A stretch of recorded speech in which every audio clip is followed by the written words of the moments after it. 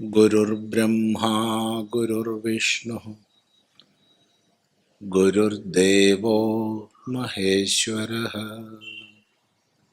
गुरुसाक्षात् परं ब्रह्म तस्मै श्री गुरवे नमः। ॐ सदाशिवसमारम्भां शङ्कराचार्यमध्यमाम् अस्मदाचार्यपर्यन्तां वन्दे गुरुपरम्पराम्। ഓം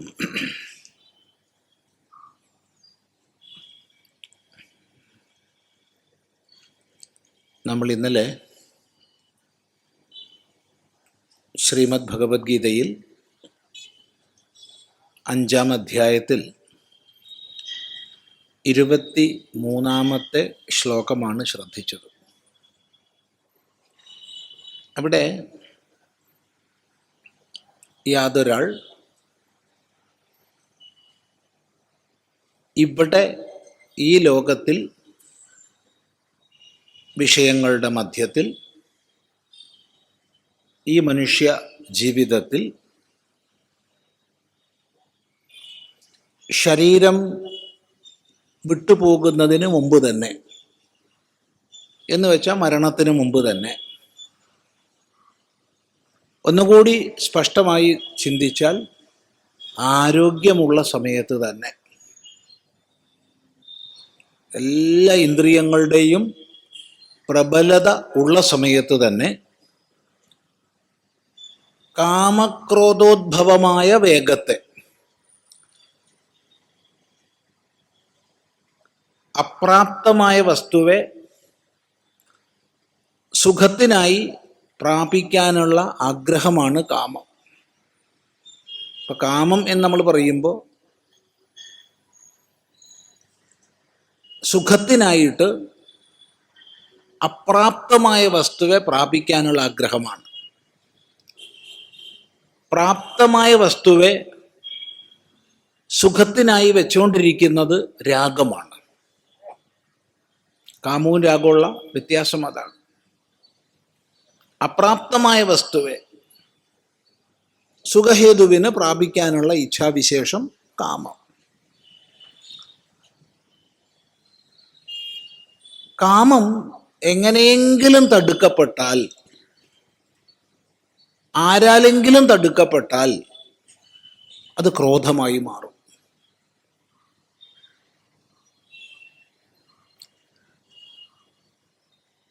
ഈ രണ്ടും വേഗത്തെ ഉണ്ടാക്കും. ഇവിടെ കാമക്രോധ വേഗങ്ങളെ ഭഗവാൻ ഭാഷ്യകാരൻ, നമ്മളിവിടെ ഭാഷ്യം മുഴുവൻ വായിക്കുന്നില്ല, ഈയൊരു പ്രഭാഷണ പരമ്പരയിൽ ഭാഷ്യം പഠിക്കുന്നില്ല. നമ്മൾ ഒരു വ്യാഖ്യാന രൂപത്തിൽ മാത്രമാണ് ഗീത ശ്രദ്ധിക്കുന്നത്.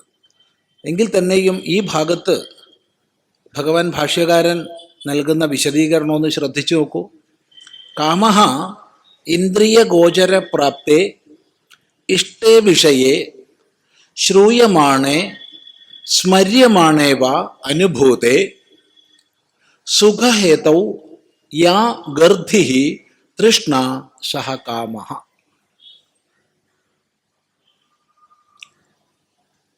കാമം എന്ന് പറഞ്ഞാൽ ഇഷ്ടമായ വിഷയം ഇന്ദ്രിയ ഗോചരപ്രാപ്തമാകുമ്പോൾ, കാണപ്പെടുമ്പോൾ, കേൾക്കപ്പെടുമ്പോൾ എന്നർത്ഥം. കൈവശമായിട്ടില്ല. ആ സമയത്ത് ശ്രൂയമാണേ സ്മര്യമാണേ വാ, കേൾക്കപ്പെടുമ്പോഴോ ഓർക്കപ്പെടുമ്പോഴോ സുഖഹേതുവിനായിട്ട് അതിനെ പ്രാപിച്ചാൽ സുഖമുണ്ടാവും എന്ന സങ്കല്പത്തോടുകൂടി യാ ഗർധിഃ, യാതൊരു ആഗ്രഹമുണ്ടോ, തൃഷ്ണയുണ്ടോ, സഹ കാമഃ, അതിന് പറയുന്ന പേരാണ് കാമം. ക്രോധം പറയുകയാണ്, ക്രോധാച ആത്മനഃ പ്രതികൂലേഷു ദുഃഖഹേതുഷു ദൃശ്യമാനേഷു ശ്രൂയമാണേഷു സ്മര്യമാണേഷു വാ യോ ദ്വേഷഃ സക്രോധഃ. തനിക്ക് പ്രതികൂലങ്ങളായ, അതുകൊണ്ട് തന്നെ ദുഃഖഹേതുക്കളാകുന്ന വിഷയങ്ങൾ കാണപ്പെടുമ്പോൾ, കേൾക്കപ്പെടുമ്പോൾ, ഓർമ്മിക്കപ്പെടുമ്പോൾ അതിനെ അകറ്റാനുള്ള യാതൊരു ത്വരയുണ്ടോ അതാണ് ക്രോധം. എന്നിട്ട് എന്താണ് അവയുടെ വേഗം എന്ന് പറയുകയാണ്. എന്താണ് കാമവേഗം, ക്രോധവേഗം? കാമവേഗത്തെ പറയുകയാണ് രോമാഞ്ചന ഹൃഷ്ടനേത്ര വദനാദിലിംഗ അന്തഃകരണ പ്രക്ഷോഭരൂപ കാമോദ്ഭവ വേഗ. കാമവേഗം എന്ന് പറഞ്ഞാൽ അത് അന്തഃകരണത്തിൻ്റെ പ്രക്ഷോഭമാണ്. ഉള്ളിൽ, മനസ്സിൽ ഉണ്ടാവുന്ന പ്രക്ഷോഭമാണ് കാമവേഗം. എന്താ അതിൻ്റെ ലിംഗം, ബാഹ്യലക്ഷണം? രോമാഞ്ചന ഹൃഷ്ടനേത്രവദനാദിലിംഗ. ശരീരത്തിൽ രോമാഞ്ചം ഉണ്ടാവുക, മുഖം വളരെ ഹൃഷ്ടമായി മാറുക, ഹർഷയുക്തമായി വികസിതമായി മാറുക. അതുപോലെ കണ്ണുകൾ അതിനനുസരിച്ച് തുടിക്കുക. ഇത്തരം ലക്ഷണങ്ങളെ പറഞ്ഞു. ഇനി ക്രോധവേഗം പറയുകയാണ് ഗാത്രപ്രകമ്പ പ്രസ്വേദ സന്തഷ്ടൗഷ്ടപുടരക്തനേത്രാദിലിംഗ ക്രോധോദ്ഭവ വേഗ. ആ വാക്കുകൾക്ക് തന്നെ ഉണ്ട് ഒരു ക്രോധത്തിൻ്റെ സ്വഭാവം.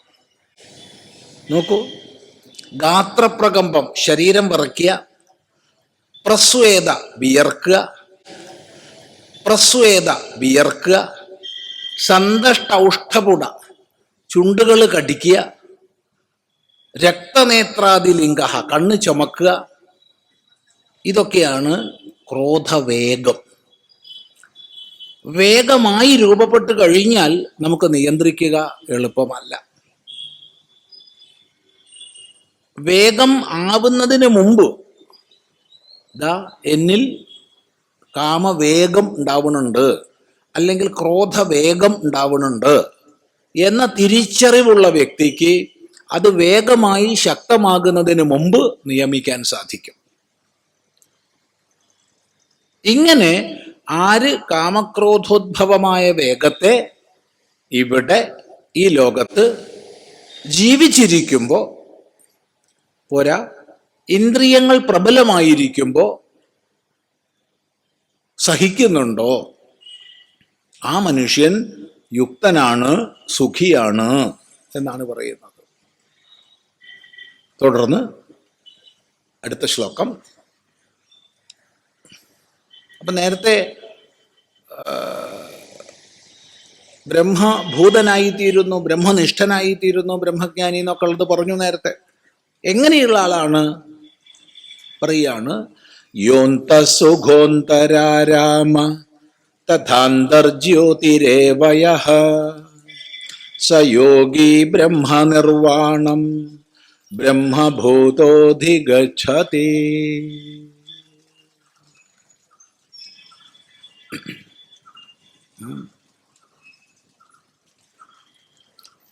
ഇന്ന് ഇന്നലത്തെ പോലെയല്ല, മഴക്കാറുണ്ട്.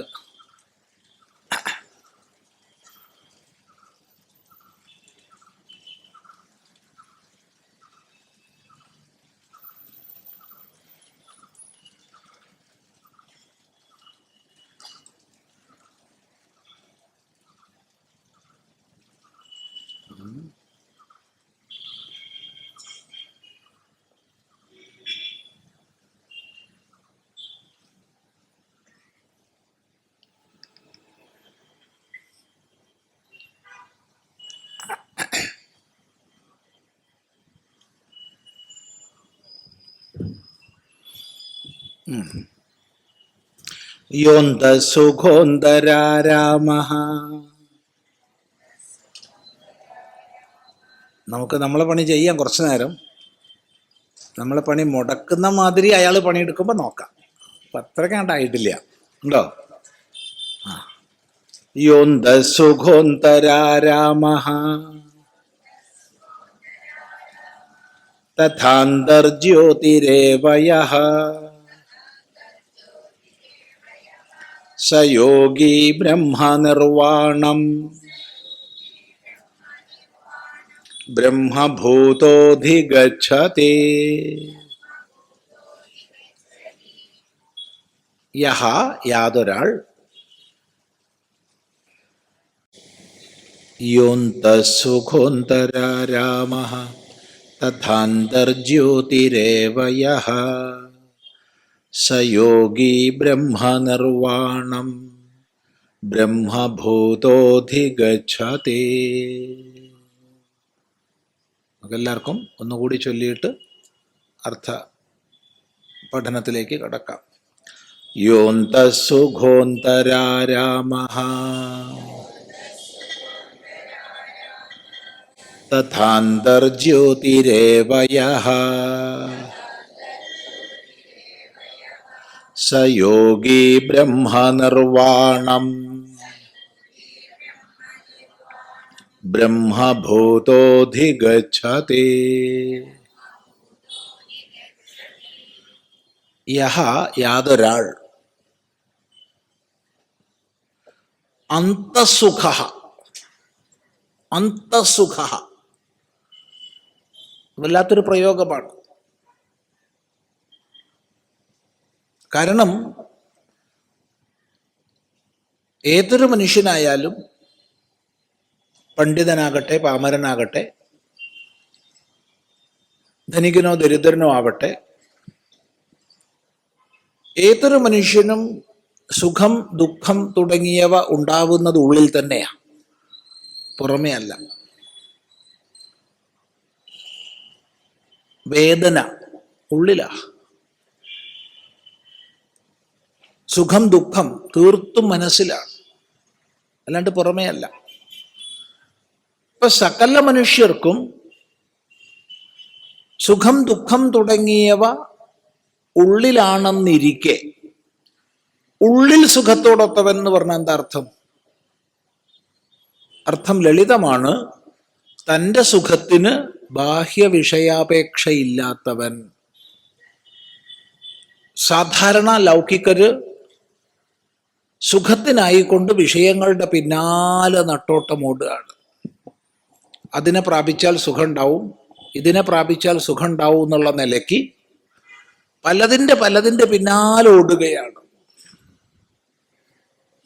കുറേ സുഖം കിട്ടും, പക്ഷെ കിട്ടിയെന്ന് വരുമ്പോഴത്തേക്ക് നഷ്ടപ്പെടും. കിട്ടാൻ സാധ്യത വരുമ്പോഴത്തേക്ക് എന്തെങ്കിലും തടസ്സങ്ങൾ വരും. അനുഭവിക്കാൻ തുടങ്ങുമ്പോഴത്തേക്ക് കാലം കഴിയും. ഇങ്ങനെയൊക്കെയാ. എന്നാൽ ഇവിടെ അന്തസുഖ, ഉള്ളിൽ തന്നെ സുഖത്തോടൊത്തവൻ, തൻ്റെ സുഖത്തിന് ബാഹ്യമായ വിഷയത്തിൻ്റെ അപേക്ഷയിൽ പോകാത്തവൻ. ഇന്നലെ നമ്മൾ ചിന്തിക്കേണ്ടായി, കണ്ണാടിയിൽ തട്ടി രൂപം പ്രതിഫലിച്ച് നമ്മൾ അനുഭവിക്കുന്നത് പോലെ വിഷയത്തിൽ തട്ടി ആത്മാനന്ദം സുഖമായി വരികയാണ്. ആ വിഷയാപേക്ഷയില്ലാതെ തൻ്റെ തന്നെ ആനന്ദത്തിൽ മഗ്നനായവൻ അന്തസുഖ. അന്തരാരാമഃ, അന്തഃ ആരാമഃ. ആരമിക്കുന്നത് എപ്പോഴും ബാഹ്യ വിഷയങ്ങളിലാണ്. എന്തെങ്കിലുമൊക്കെ വിഷയങ്ങളിൽ രതിയെ കണ്ടെത്തുക, തൻ്റെ ആരമണത്തിനായിക്കൊണ്ട് വിഷയങ്ങളെ പ്രാപിക്കുക. ഇതാണ് സാമാന്യ ലോക സ്വഭാവം. അതിൽ നിന്ന് ഭിന്നമായി തന്നിൽ തന്നെ ആരമിക്കുന്ന, തന്നിൽ തന്നെ ആനന്ദിക്കുന്ന. അപ്പൊ സാമാന്യ സുഖം എന്നുള്ളതിനേക്കാൾ ഒരു പടി കൂടി ഉയർന്നതാണ് ആരാമശബ്ദം. മൂന്നാമത് പറയുന്നു അന്തഃ ജ്യോതിഹി, ഉള്ളിൽ തന്നെ പ്രകാശിക്കുന്ന. സുഖം പ്രകാശിക്കുന്നു, തൻ്റെ ചിദ്ഭാവം ജ്ഞാനഭാവം ഉള്ളിൽ പ്രകാശിതമായിരിക്കുന്നു. ഇപ്പൊ പുറമേയുള്ള ജ്യോതിസിലേക്കല്ല, ബാഹ്യ വിഷയങ്ങളെ പ്രകാശിപ്പിക്കുകയല്ല, താൻ തന്നിൽ തന്നെ പ്രകാശരൂപമായിരിക്കുന്നു. ഇങ്ങനെയുള്ള യോഗി സയോഗി. ഇപ്പോ അന്തസുഖനും അന്തരാരാമനും അന്തർജ്യോതിയും. ഇവിടെ സമാന ശബ്ദങ്ങൾ അഥവാ ഏകദേശം സമാനങ്ങളായ 3 ശബ്ദങ്ങളെ ഉപയോഗിച്ചു. നമ്മൾ മനസ്സിലാക്കേണ്ടത്, വാക്കുകൊണ്ട് പ്രകടിപ്പിക്കാൻ കഴിയാത്ത ആനന്ദ അനുഭൂതിയിൽ വിഹരിക്കുന്ന മഹായോഗി. അതെ, നമുക്ക് വാക്കുകൊണ്ട് പറയാൻ കഴിയുന്നതാണെങ്കിൽ പരിശ്രമിക്കാം. മറ്റൊരു മനുഷ്യ മനസ്സിലേക്ക് തൻ്റെ അനുഭവത്തെ ബോധിപ്പിക്കാൻ നമുക്ക് വാക്കുകൾ പ്രയോഗിക്കാം. അങ്ങനെയാണ് നമ്മൾ പരിശ്രമിക്കാറ്. എന്നാൽ വാക്കിനതീതമായ ഏതൊരാനന്ദാനുഭൂതിയെ വ്യഞ്ജിപ്പിക്കാൻ വാക്കുകൾ ശക്തങ്ങളല്ലയോ, അങ്ങനെയുള്ള ആ സ്വാനന്ദ അനുഭൂതി വിശേഷത്തെ എങ്ങനെ മറ്റൊരു മനുഷ്യ മനസ്സിലേക്ക് എത്തിക്കും? അതിനുള്ളൊരു പരിശ്രമമാണ് ഇവിടെ അനേക വാക്കുകളുടെ വിനിയോഗത്തിലൂടെ നമ്മൾക്ക് കാണാൻ സാധിക്കുന്നത്. കാരണം വാക്കിന് വിഷയമല്ലാത്തതിനെ വാക്കുകൊണ്ട് വ്യഞ്ജിപ്പിക്കാൻ ശ്രമിക്കുമ്പോഴുള്ള വാക്കിന്റെ പരിമിതി നല്ലതുപോലെ ആചാര്യനറിയാം. എങ്ങനെയെങ്കിലും ശിഷ്യനുള്ളിൽ, എങ്ങനെയെങ്കിലും സാധകനുള്ളിൽ ഒരു വൃത്തി ഉണ്ടാവണം.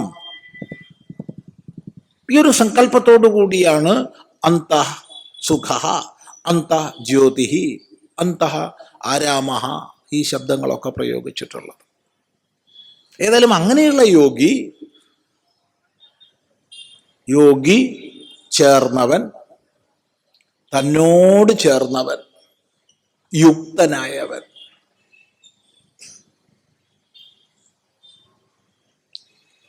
ഇന്ന് ലോകം മുഴുവൻ ഏറ്റവും അധികം പ്രചരിതമായൊരു ശബ്ദമാണ് യോഗം എന്നുള്ളത്. എല്ലാ രാജ്യങ്ങളിലും, ലോകത്തിലെല്ലാ പ്രദേശങ്ങളിലും യോഗം എന്നുള്ള ശബ്ദവും യോഗശാസ്ത്രവും യോഗ അനുഷ്ഠാനങ്ങളും എല്ലാം അത്ഭുതകരമായ രീതിയിൽ വ്യാപിച്ചിട്ടുണ്ട്.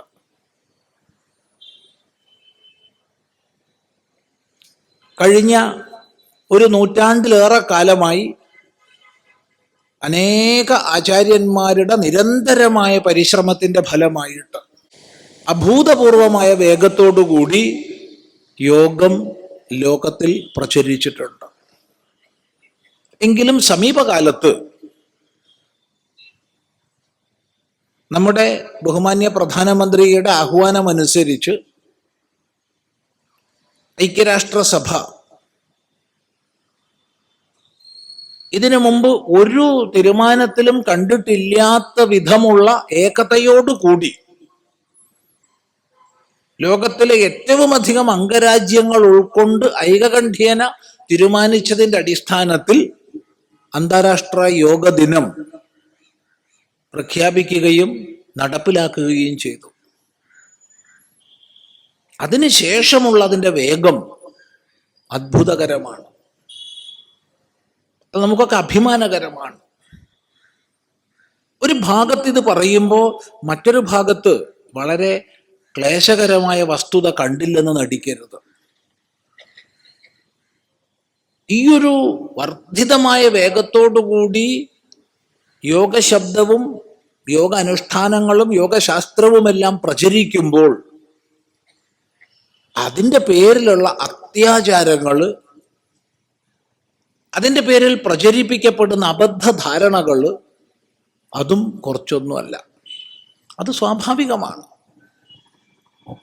നമ്മൾ ആരെങ്കിലും ഒരു മാവിൻ്റെ തൈയിൽ ഇത്തിക്കണ്ണി വളർന്നത് കണ്ടിട്ടുണ്ടോ? ആരെങ്കിലും കണ്ടിട്ടുണ്ടോ? ഉണ്ടാവാൻ സാധ്യതയില്ല, കാണില്ല. എന്നാൽ മാവ് വളർന്ന് പടർന്ന് പന്തലിക്കുന്ന സമയത്ത് ഇത്തിക്കണ്ണി വ്യാപിക്കും. വേണ്ട സമയത്ത് വേണ്ടതുപോലെ അത് നീക്കം ചെയ്യാൻ കഴിയുന്നില്ലെങ്കിൽ മാതൃവൃക്ഷത്തെ ഉണക്കുമത്. ഒരു സംശയവും. ഇവിടെ ഏറ്റവും ശ്രദ്ധേയമായ, അതേ സമയത്ത് ക്ലേശകരമായ ഒരു ആശയം കൂടി സൂചിപ്പിക്കാതെ വയ്യ. മാവിൻ്റെ ഇല ഏതാണ്, ഇത്തിക്കണ്ണിയുടെ ഇല ഏതാണ്? ഇത്തിക്കണ്ണിക്ക് ഇലയേ ഉള്ളൂ, എന്നാലൊരു ശൈലി പറഞ്ഞു എന്ന് മാത്രം. തിരിച്ചറിയാത്ത വ്യക്തി ഇടതൂർന്നിലകൾ കണ്ടാൽ അഭിമാനിക്കും, ആയ് എൻ്റെ മാവിന് എത്ര ഇലയാണ്. അയാൾ മനസ്സിലാക്കില്ല ഇത് മാവിൻ്റെ ഇലയല്ല, ഇത് ഇത്തിക്കണ്ണിയുടെ ഇലയാണ്, ഇത് വ്യാപിക്കുന്നതിനനുസരിച്ച് എൻ്റെ മാവ് ഉണങ്ങുകയാണ് ചെയ്യുക എന്ന് മനസ്സിലാക്കില്ല. യഥാസമയം മനസ്സിലാക്കി ഏതാണ് മാവ് ഏതാണ് ഇത്തിക്കണ്ണി എന്ന് തിരിച്ചറിഞ്ഞ് ഇത്തിക്കണ്ണിയെ നീക്കം ചെയ്യാൻ സാധിച്ചാൽ മാത്രമേ മാതൃവൃക്ഷം നിലനിൽക്കൂ. ഇത് പറയാൻ കാരണം അത്രക്കേറെ അബദ്ധധാരണകൾ ഈ യോഗത്തിന്റെ പേരിൽ വ്യാപിക്കുന്നുണ്ട്. Whisky yoga, rum yoga, brandy yoga ഒക്കെ ഉണ്ട്. ചിലപ്പോൾ ചിലർ വിചാരിക്കും ഈ സ്റ്റേജ് കയറിയിരുന്ന് വെറുതെ തട്ടിപ്പ് പറയുകയാണെന്ന്. ഒരിക്കലുമല്ല. നേരിട്ട് അറിഞ്ഞതും അനുഭവിച്ചതും മാത്രമാണ് പറയണത്. കുറച്ച് വർഷങ്ങൾക്ക് മുൻപ് ഒരു വേദാന്ത പാഠം ചെയ്യാൻ വേണ്ടിയിട്ട് ഗ്രീസിൽ പോയ സമയത്ത് അവിടെ അതിമനോഹരമായൊരു ദ്വീപിലാണ് പരിപാടി. ലോകത്തിൻ്റെ വിവിധ ഭാഗങ്ങളിൽ നിന്ന് വ്യത്യസ്ത യോഗ ഗ്രൂപ്പുകൾ വന്ന് യോഗ ശിബിരങ്ങൾ നടത്താൻ വേണ്ടി മാത്രം ഉണ്ടാക്കിയിട്ടുള്ള വലിയൊരു യോഗ റിസോർട്ടാണ്. ഒരേ സമയത്ത് 3, 4, 5 ഗ്രൂപ്പുകൾ അവിടെ യോഗ ക്യാമ്പുകൾ നടത്തും. വളരെ മുൻകൂട്ടി ബുക്ക് ചെയ്താലേ അവിടെ കിട്ടുള്ളൂ, അത്ര തിരക്കാ. അപ്പോൾ അതിലൊരു ഗ്രൂപ്പിൻ്റെ പഠനത്തിൻ്റെ ഭാഗമായിട്ട് വേദാന്ത ക്ലാസ് എടുക്കാനാണ് നമ്മൾ പോയത്. അപ്പോൾ ഒഴിവ് സമയത്ത് അതിലൊക്കെ നടക്കും. വലിയ റിസോർട്ടാണ്. അപ്പോൾ ഒരു ഭാഗത്ത് വലിയൊരു ബഹളം കേട്ടു. എന്താണെന്നൊന്നും മനസ്സിലായില്ല. ഈ യോഗാസനത്തിന് ഇങ്ങനെ ബഹളം ഉണ്ടാവുമോ എന്ന് സംശയം. അപ്പോൾ ഒരാൾ പറഞ്ഞു, സ്വാമി അങ്ങോട്ട് പോണ്ട. അതെന്താ? അത് യോഗയല്ലേ? യോഗം തന്നെയാണ്, അതൊരു വല്ലാത്ത യോഗമാണ്. അത് അമേരിക്കയിൽ നിന്ന് വന്നൊരു ഗ്രൂപ്പാണത്, അവരുടെ യോഗമാണ്. ഇപ്പോൾ കുറച്ചും കൂടി അടുത്ത് പോയപ്പോൾ മനസ്സിലായി ഇനി അടുത്ത് പോകണ്ട എന്നുള്ളത്. അത്രയ്ക്കാണ് അവിടെ നിന്നുണ്ടാവുന്ന ശബ്ദങ്ങളും ബഹളങ്ങളും ഒക്കെ. അപ്പം എന്താ സംഭവം? അപ്പോഴാണ് സ്വാമി അങ്ങോട്ട് പോണ്ടെന്ന് പറഞ്ഞു തന്ന ആൾ നമ്മളോട് പറഞ്ഞത് അത് rum yoga, whisky yoga, brandy yoga ഇങ്ങനെയൊക്കെയുള്ള യോഗമാണെന്ന്.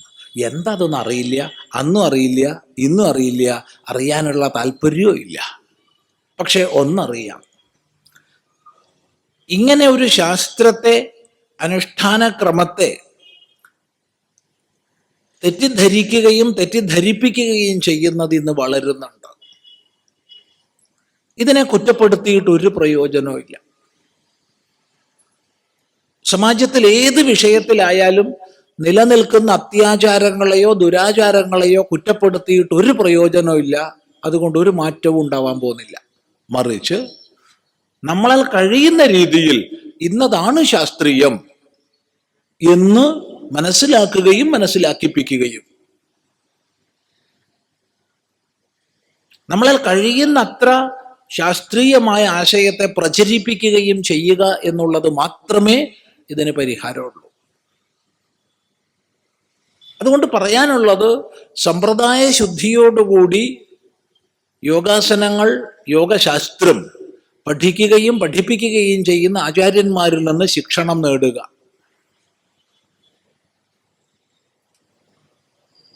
നല്ല തൊഴിലവസരമാണ്, വളരെ നല്ല ശമ്പളം കിട്ടും. വെറുതെ പറയാമെന്ന് വിചാരിക്കരുത്. നല്ലൊരു യോഗ ഇൻസ്ട്രക്ടർ ആവാൻ കഴിഞ്ഞാൽ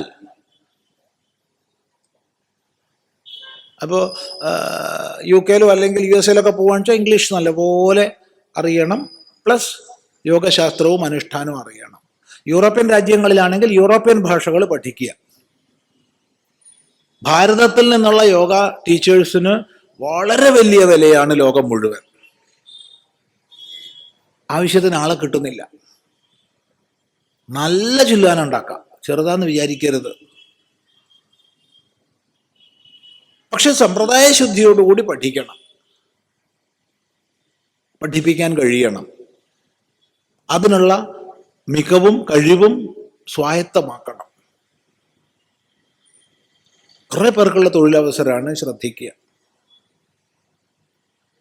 നമ്മുടെ എല്ലാ യൂണിവേഴ്സിറ്റികളിലും ക്രമേണ എല്ലാ കോളേജുകളിലും ഉയർന്ന നിലയ്ക്കുള്ള യോഗാസന പദ്ധതികളും ശാസ്ത്രവും ഏറെ വൈകാതെ തന്നെ വ്യാപകമാകും. ഇപ്പൊ തന്നെ കൂടിക്കൊണ്ടേയിരിക്കുന്നുണ്ട്.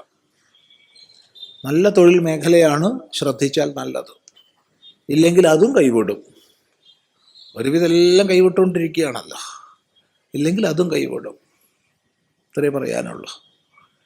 ഇരിക്കട്ടെ, ഇതെല്ലാം പറഞ്ഞത് യോഗി എന്നുള്ള ശബ്ദം കണ്ടതുകൊണ്ടാണ്.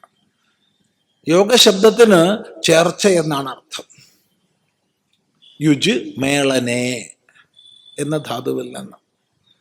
അന്വേഷ്യവും അന്വേഷകനും ഒന്നായി തീരുന്ന, ഏതൊരു പരമസത്യത്തെ അന്വേഷിച്ചുവോ ആ പരമസത്യം തന്നെയാണ് തൻ്റെ സ്വരൂപമെന്ന് സാക്ഷാത്കരിക്കുന്ന പരമമായ ഏകീഭാവമാണ് യോഗം. ആ യോഗ സ്ഥിതിയിലേക്ക് എത്തിച്ചേരാനുള്ള അനുഷ്ഠാനങ്ങളെയും നമുക്ക് യോഗം എന്ന് പറയാം. ലക്ഷ്യതലത്തിലും മാർഗതലത്തിലും യോഗശബ്ദം വിനിയോഗിക്കാം എന്നർത്ഥം.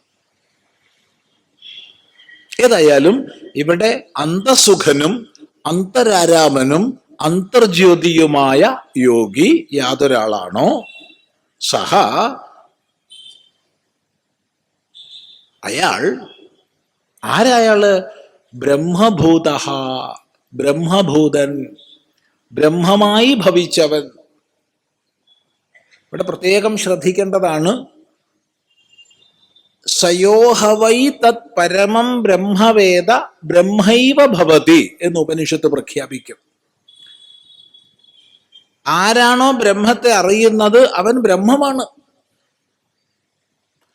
അവിടെ അറിഞ്ഞതുകൊണ്ട് ബ്രഹ്മാവുകയല്ല, തൻ്റെ പാരമാർത്ഥിക സ്വരൂപം ബ്രഹ്മസ്വരൂപമാണ്.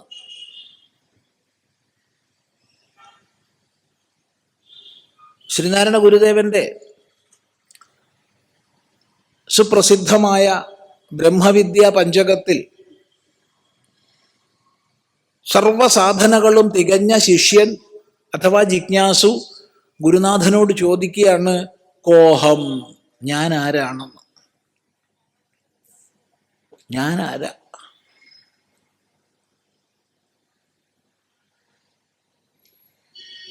അവിടെ ഗുരുനാഥൻ നൽകുന്ന മറുപടി ഒറ്റ വാക്കിൽ ശ്രീനാരായണ ഗുരുദേവൻ പറഞ്ഞു, ത്വം ഹി ബ്രഹ്മ.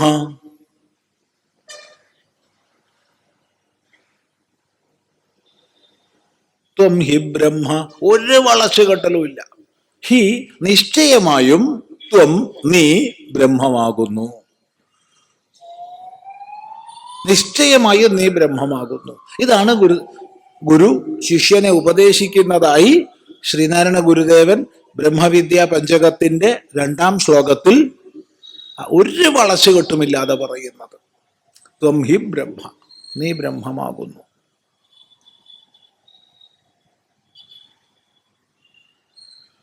അനാദിയായ ആർഷ പരമ്പര വേദാന്ത സാക്ഷാത്കാര സമ്പന്നന്മാരായ ഗുരുനാഥന്മാര് എക്കാലവും ഉപദേശിച്ചത് ഈ ഒരൊറ്റ ഉപദേശമാണ്. ആ പരമസത്യം നീയാകുന്നു. ഇതറിഞ്ഞവൻ ബ്രഹ്മം തന്നെ. അല്ലാതെ ബ്രഹ്മത്തെ പ്രാപിക്കുക എന്നുള്ളതല്ല. ബ്രഹ്മനിർവാണം അധിഗച്ഛതി എന്ന് ഇവിടെ പറയുമ്പോൾ അധിഗച്ഛതി, പ്രാപിക്കുക എന്നുള്ള അർത്ഥം പുറമെ പോയി പ്രാപിക്കുക എന്നല്ല. ഭഗവാൻ ഭാഷ്യകാരൻ ഒരിടത്ത് പറഞ്ഞു തരും, അവഗതിഹി ഏവ ഗതിഹി. ബ്രഹ്മപ്രാപ്തി എന്ന് പറഞ്ഞാൽ അറിവാണ്. അറിവാണ് ബ്രഹ്മപ്രാപ്തി. അല്ലാതെ എവിടെയോ പോയി പ്രാപിക്കാനില്ല. ഞാൻ അബ്രഹ്മമായിരുന്നു, അറിവ് കൊണ്ട് ബ്രഹ്മമായി എന്നല്ല. എന്റെ സ്വരൂപം ബ്രഹ്മസ്വരൂപമാണ്. അറിയാതെ പോയി, അറിഞ്ഞപ്പോ നേടി. ഞാൻ എന്നെ നേടി. അവഗതിരേവ ഗതി. അറിവാണ് ഗതി.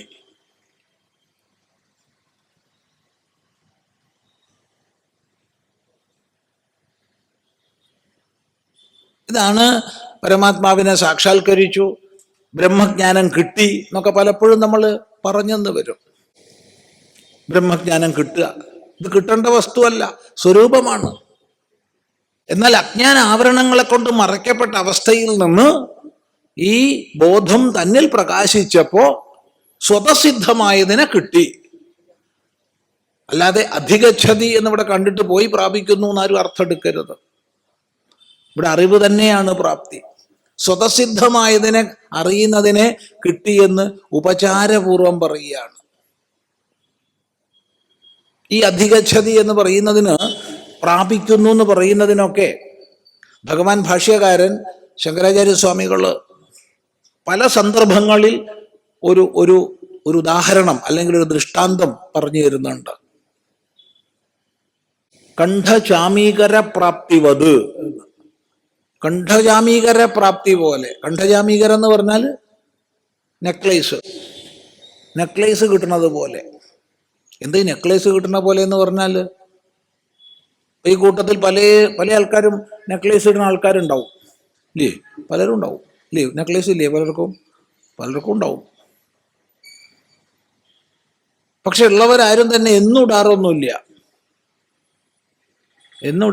വല്ല വിശേഷ സന്ദർഭങ്ങളിൽ, വല്ല കല്യാണ വീട്ടിലോ മരണ വീട്ടിലോ ഒക്കെ പോകുമ്പോഴാണ് ഇതിടുക. മറ്റെന്നും ഇടാറില്ല. നാലാളെ കാണിക്കാനാണല്ലോ ഇടുന്നത്, അല്ലാണ്ട് എന്തിനാ? നാലാള് കൂടുതലെടുത്ത് പോകുമ്പോൾ ഇടും. അതാ പതിവ്.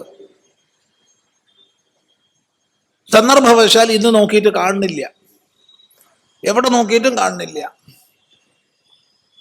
പോവാൻ അവിടെ നോക്കി, ഇവിടെ നോക്കി, സാധാരണ വെക്കുന്ന സ്ഥലങ്ങളിലൊക്കെ നോക്കി, എവിടെ നോക്കിയിട്ടും കാണുന്നില്ല. വീട്ടിൽ ബഹളായി, ലഹളയായി. എന്നല്ല, സംശയായി. അയാളാറ്റം എടുത്തിട്ട് വിറ്റിട്ടുണ്ടാവുമോ, പണയം വെച്ചിട്ടുണ്ടാവുമോ എന്ന് ആരെ കൊണ്ടാച്ചാൽ അയാളെ കൊണ്ട് സംശയായി. അതെ, ആകെ ബഹളം.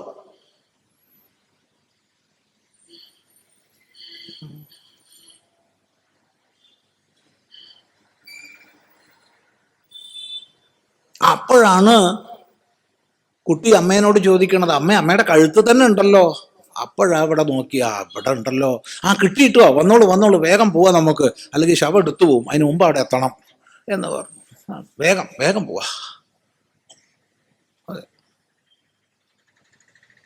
നോക്കൂ, ഇവിടെ കിട്ടി, വേഗം പോവാന്നാ പറയണത്. എവിടുന്ന് കിട്ടി? അവിടെ തന്നെ ഉണ്ടായിരുന്നു, ഫുഡായിട്ട് കിട്ടിയിട്ടില്ല. പക്ഷേ അവിടെ ഉണ്ടായിരുന്നു എന്ന അറിവില്ലാഞ്ഞപ്പോ ഇല്ലാത്തതിന് തുല്യായി. അത് ഇവിടെ തന്നെ ഉണ്ടല്ലോ എന്നറിഞ്ഞപ്പോഴോ ഉള്ളതിനെ കിട്ടി. ഇതാണ്, ഈ അറിവാണ് ഇവിടെ അധിഗച്ഛതി. അല്ലാതെ എവിടെയും പോയി നേടാനില്ല, പ്രാപിക്കാനില്ല.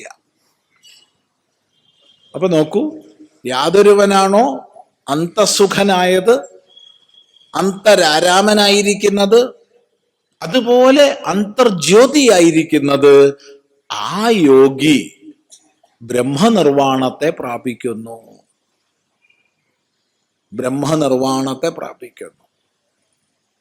വളരെ ശ്രദ്ധിക്കുക. വേദത്തിലും വൈദിക ശാസ്ത്രങ്ങളിലും നിരന്തരം ഉപയോഗിച്ചിരിക്കുന്ന ശബ്ദമാണ് നിർവാണം എന്നുള്ള ശബ്ദം. ഈ ശബ്ദത്തെ ചൊല്ലി അയുക്തങ്ങളായ കോലാഹലങ്ങൾ ഇവിടെ ധാരാളം പേര് ഉണ്ടാക്കിയിട്ടുണ്ട്, ഇപ്പോഴും ഉണ്ടാക്കുന്നുണ്ട്.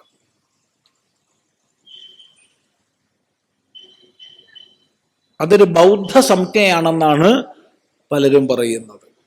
ബൗദ്ധ സംജ്ഞയാണ് നിർവാണം. അത്യബദ്ധം എന്നേ പറയാനുള്ളൂ. ഒന്നാമത് മനസ്സിലാക്കേണ്ടത്, ബൗദ്ധം എന്നാൽ മറ്റൊരു മതവിശേഷമല്ല.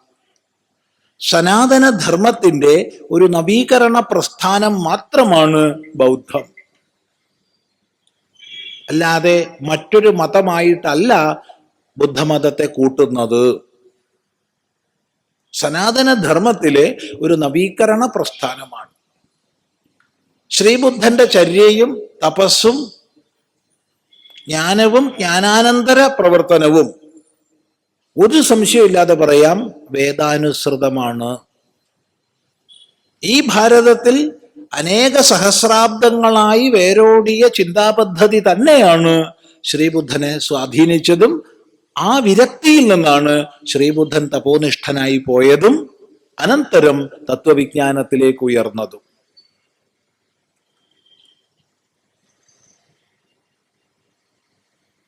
ഇത് മനസ്സിലാക്കേണ്ടതാണ്.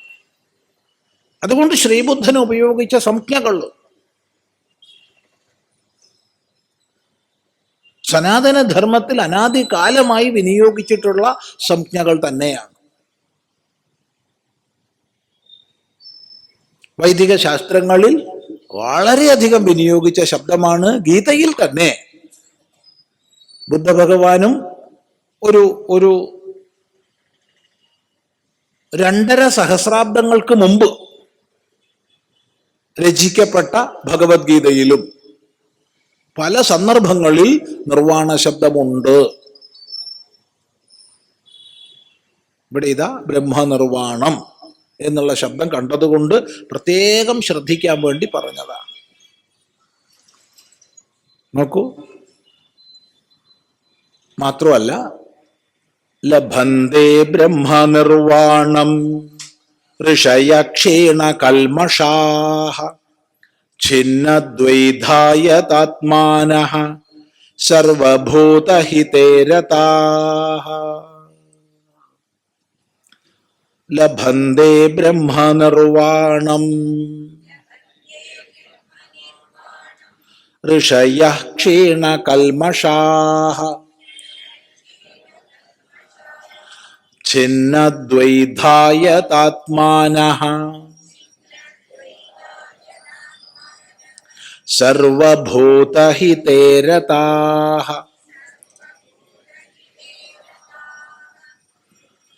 ലഭന്തേ ബ്രഹ്മനിർവാണം, ബ്രഹ്മനിർവാണത്തെ നേടുന്നു, ലഭിക്കുന്നു. ആര് നേടുന്നു? ഋഷയഃ, ഋഷിമാര്.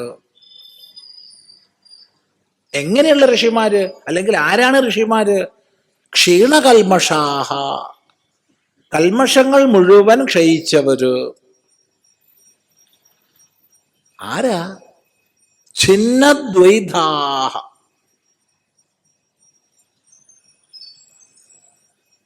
വീണ്ടും യഥാത്മാനഃ, വീണ്ടും സർവഭൂതഹിതേരതാഹ. എത്ര വിശേഷണങ്ങളാ നോക്കൂ. ഇത്രയും വിശേഷണങ്ങൾ ഋഷയഃ എന്നുള്ള ശബ്ദത്തിൻ്റെതാണ്. അപ്പൊ ബ്രഹ്മനിർവാണം ലഭന്തേ, ബ്രഹ്മനിർവാണത്തെ നേടുന്നു. ആര്? ഒന്നാമത് പറയുന്നു ഋഷിമാര്. ഋഷി ശബ്ദത്തിന്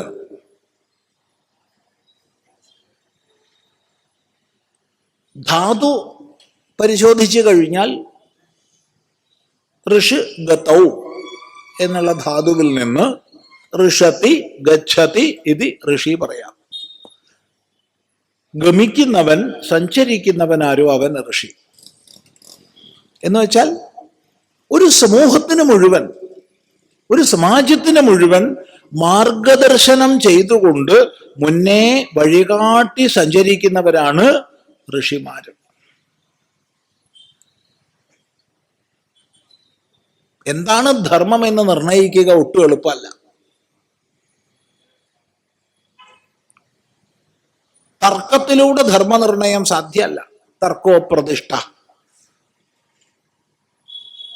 ഇനി ഏതെങ്കിലും ശ്രുതിയെ മാത്രം നമ്മൾ അവലംബിക്കാന്ന് വെച്ചാൽ ശ്രുതിയുടെ സാരനിർണയം അതിനേക്കാൾ ക്ലേശമാണ്. കാരണം ശ്രുതിവാക്യങ്ങൾ പരസ്പരം വിരുദ്ധങ്ങളായിട്ട് വരാം. ശ്രുതയോ വിഭിന്നാഹ.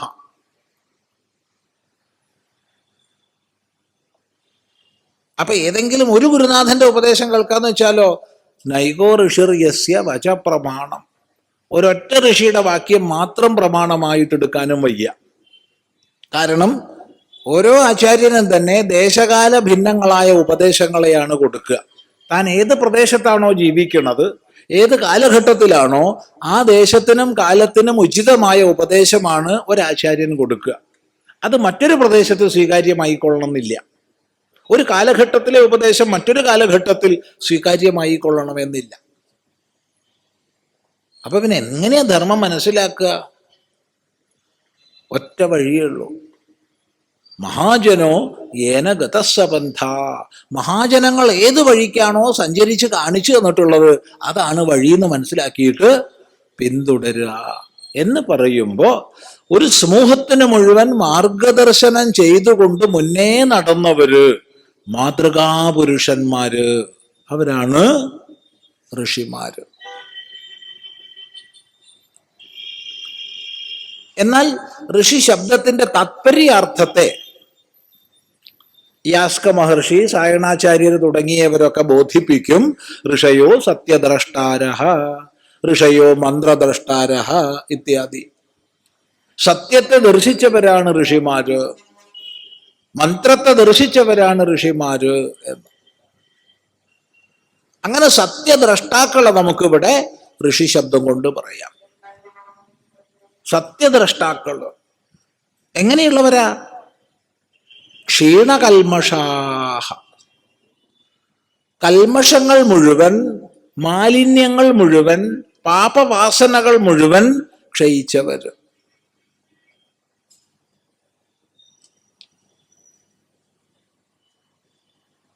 സ്മൃതികാരന്മാര് പറയുന്നുണ്ട്, ജ്ഞാനമുത്പദ്യതേ പുംസാം ക്ഷയാത് പാപസ്യ കർമ്മണ എന്ന്. നമ്മുടെ ഉള്ളിലുള്ള പാപവാസനകൾ നീങ്ങുമ്പോൾ ജ്ഞാനം പ്രകാശിക്കുമെന്ന്. അങ്ങനെ നമ്മളിലെ മാലിന്യങ്ങൾ നീങ്ങി, ഉള്ളിലെ മാലിന്യങ്ങൾ നീങ്ങി ആരിൽ ആർക്ക് ജ്ഞാനം പ്രകാശിച്ചിട്ടുണ്ടോ അവരെയാണിവിടെ ക്ഷീണകൽമഷാഹ ഋഷയഃ എന്ന് പറഞ്ഞത്. അസൂയ, കുശുമ്പ്, താരതമ്യ ബുദ്ധി തുടങ്ങിയ മഹാദോഷങ്ങൾ നീങ്ങിയവര്.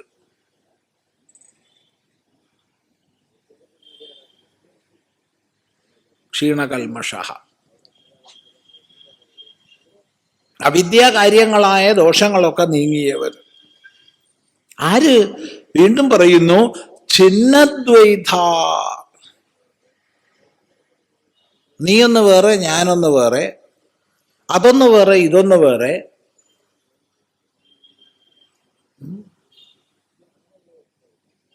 ഈ ഭേദബുദ്ധി നീങ്ങിയവര്.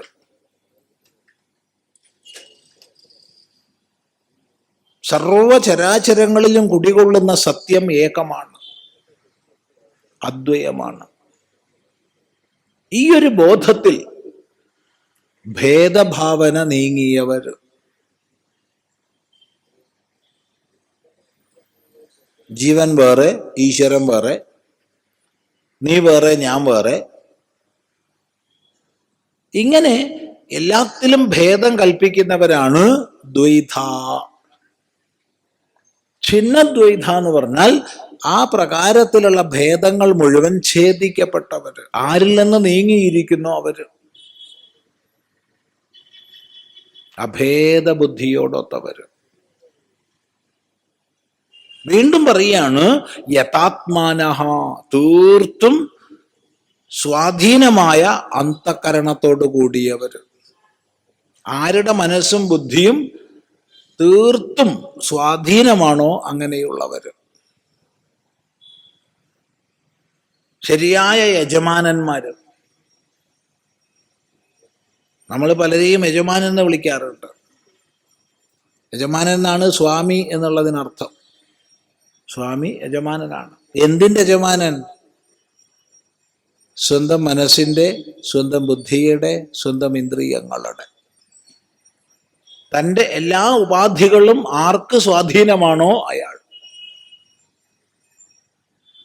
യഥാത്മാനഃ സർവോപരി സർവഭൂതഹിതേരതാഹ, സർവഭൂതങ്ങളുടെയും ഹിതത്തിൽ രതന്മാരായവര്. എല്ലാത്തിനും നന്മ വരട്ടെ,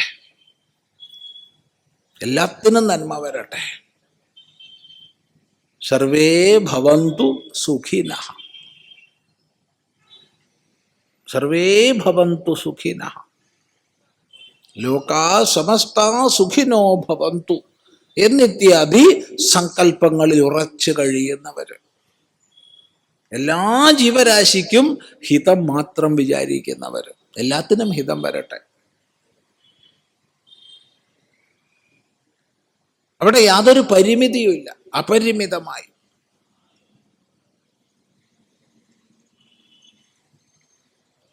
ചിന്തിക്കുക. ഇതാണ് ഭാരതം ലോകത്തിന് നൽകിയ ഏറ്റവും വലിയ വീക്ഷണം. ഏതെങ്കിലും വർഗത്തിന് സുഖം ഉണ്ടാവട്ടെ എന്നല്ല, വർഗഭേദങ്ങളുടെ സിദ്ധാന്തമല്ല, ഉള്ളവന്റെ വർഗവും ഇല്ലാത്തവന്റെ വർഗവും ഒന്നുമല്ല.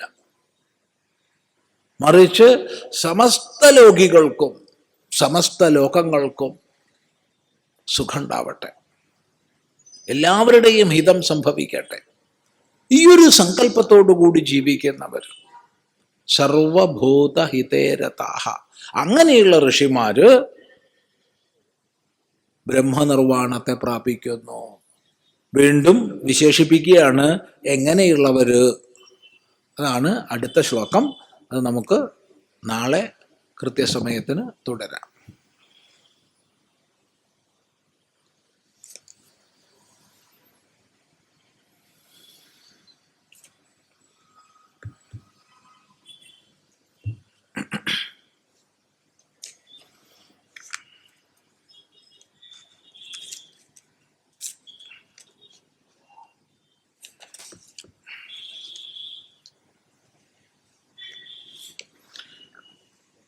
മുസ്ലിങ്ങൾ അവരുടെ ദൈവത്തിന് സമർപ്പിക്കുന്ന വഖഫിന്റെ കാര്യത്തിൽ ഭരണകൂടം ഇടപെടുന്നത് മുസ്ലിം മതസ്വാതന്ത്ര്യത്തെ ഇല്ലാതാക്കാനുള്ള ഹിന്ദുത്വ ശക്തികളുടെ ശ്രമത്തിന്റെ ഭാഗമല്ലേ?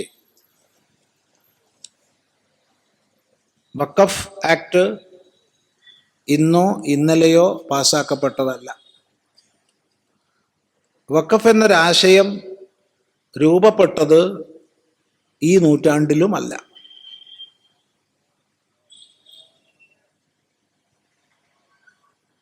വഖഫ് പ്രോപ്പർട്ടികൾ സംബന്ധിച്ച് ഒരു നിയമനിർമ്മാണത്തിൻ്റെ അനിവാര്യത വന്നതും അത് ചെയ്തതും ഇന്നോ ഇന്നലെയോ അല്ല.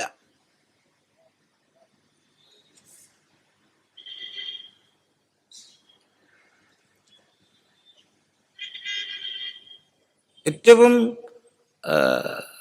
അടിസ്ഥാനപരമായി തന്നെയുള്ള നിയമ ഭേദഗതികൾ വന്നത് 2013 അന്നും ഈ പ്രഭാഷണ പരമ്പര ഇവിടെ ഉണ്ടായിരുന്നു. അന്ന് ഈ ചോദ്യം വന്നിട്ടില്ല. അന്ന് വരാത്തത് കൊണ്ട് ഇന്ന് വന്നുകൂടാ എന്ന് പറയുന്നില്ല. തീർച്ചയായിട്ടും അന്ന് വരാത്തത് ഇന്ന് വരാം, അന്ന് വന്നത് ഇന്ന് വീണ്ടും വരാം. പക്ഷേ ഭരണകൂടം എന്നും ഇടപെട്ടിട്ടുണ്ട്. കാരണം ഭരണകൂടത്തിന്റെ വിഷയമാണത്. അത് ആരാധനാപരമായ വിഷയമല്ല. ആരാധനാപരമായ വിഷയമാണെങ്കിൽ അവിടെ ഭരണകൂടം ഇടപെടുകയില്ല, ഇടപെടുന്നത് യുക്തമല്ല.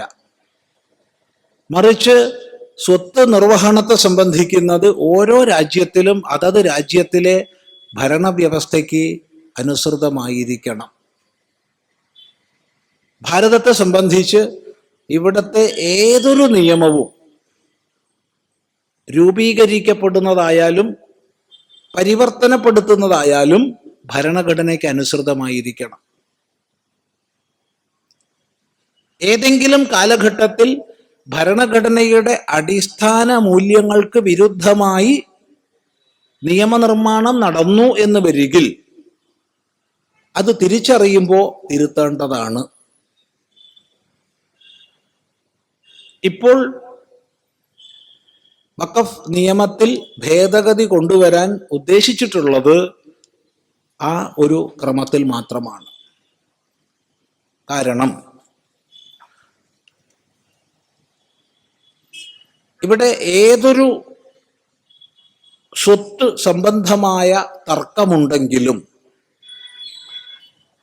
അത് ഹിന്ദുവിൻ്റെയെന്നോ ക്രിസ്ത്യാനിയുടേതെന്നോ വ്യത്യാസമില്ല, അല്ലെങ്കിൽ സിഖിൻ്റെതെന്നോ പഴശ്ശിയുടേതെന്നോ വ്യത്യാസമില്ല. ഭാരതത്തിലുള്ള ഏത് സ്വത്ത് സംബന്ധിച്ച തർക്കം വന്നാലും അവിടെ നിർണയത്തിന് നമ്മുടെ സിവിൽ കോടതികളാണ് ആലംബമാക്കപ്പെടേണ്ടത്. അവിടെയാണ് നമ്മൾ പരാതിയോ അന്യായമോ എന്താണെന്ന് വെച്ചാൽ ഫയൽ ചെയ്യേണ്ടത്. അങ്ങനെയായിരുന്നു വഖഫ് പ്രോപ്പർട്ടിയെ സംബന്ധിച്ചും. എന്നാൽ 2013 കൊണ്ടുവന്ന ഭേദഗതിക്ക് അനുസരിച്ച് വഖഫ് സംബന്ധിച്ച ഡിസ്പ്യൂട്ടുകൾ സിവിൽ കോടതിയിൽ പറ്റില്ല, അതിന് ട്രിബ്യൂണലിൽ തന്നെ പോകണം, വഖഫ് ട്രിബ്യൂണലിൽ പോകണം. ആ വഖഫ് ട്രിബ്യൂണലിലാകട്ടെ ഒരു മതത്തിൻ്റെ മാത്രം പ്രതിനിധികളുള്ള, ഭാരതത്തിലാകെ കൂടെ കൃത്യസംഖ്യ അറിയില്ല, എന്തായാലും 10നും 15നും ഇടയ്ക്ക്, ഇനി 20 താഴെയാണോ എന്നറിയില്ല, അത്ര വഖഫ് ട്രിബ്യൂണലുകളേ ഉള്ളൂ. ഭാരതത്തിൽ നമ്മുടെ മിലിറ്ററിയും റെയിൽവേയും കഴിഞ്ഞാൽ ഏറ്റവും അധികം സ്വത്ത് വഖഫിന്റെ ഉടമസ്ഥതയിലാണ്. ഏറ്റവും അധികം. അപ്പൊ അത് സംബന്ധിക്കുന്ന നിയമവ്യവസ്ഥകളിൽ കാലാകാലങ്ങളിൽ സർക്കാർ പരിവർത്തനങ്ങൾ കൊണ്ടുവന്നിട്ടുണ്ട്. ആ കൊണ്ടുവരുന്ന പരിവർത്തനങ്ങൾ രാഷ്ട്രത്തിൻ്റെ ഭരണഘടനയ്ക്ക് അനുസൃതമായിട്ടായിരിക്കണം. അപ്രകാരമുള്ള നിയമനിർമ്മാണം കൊണ്ടുവരുന്ന സമയത്ത് മുസ്ലിം മതസ്വാതന്ത്ര്യത്തെ ഇല്ലാതാക്കാനാണെന്ന് വിചാരിക്കുന്നത് തെറ്റാണ്. ഇവിടെ എല്ലാവർക്കും മതസ്വാതന്ത്ര്യമുണ്ട്. ആർക്കും അനിയന്ത്രിതമായ സ്വാതന്ത്ര്യമില്ല. ഒരു മനുഷ്യനും ഒരു മതത്തിനും ഒരു സംഘടനയ്ക്കും അനിയന്ത്രിതമായ സ്വാതന്ത്ര്യമില്ല. ഭരണഘടന നൽകുന്ന സ്വാതന്ത്ര്യം ലിമിറ്റഡ് ആണ്, നിയന്ത്രിതമാണ്. ആ നിയന്ത്രണം 3 ഘടകങ്ങൾക്കനുസരിച്ചാണ്. ഒന്ന് public health, 2 social order, 3 morality. ഈ 3 ഘടകങ്ങൾക്കനുസൃതമായി മാത്രമേ ഭാരതത്തിൽ സ്വാതന്ത്ര്യമുള്ളൂ. ലോകത്തിൽ ഒരു രാജ്യത്തിലും അതത് രാജ്യത്തിന്റെ അടിസ്ഥാന നിയമത്തിന് വിരുദ്ധമായ സ്വാതന്ത്ര്യം ഇല്ല, ഉണ്ടാവില്ല.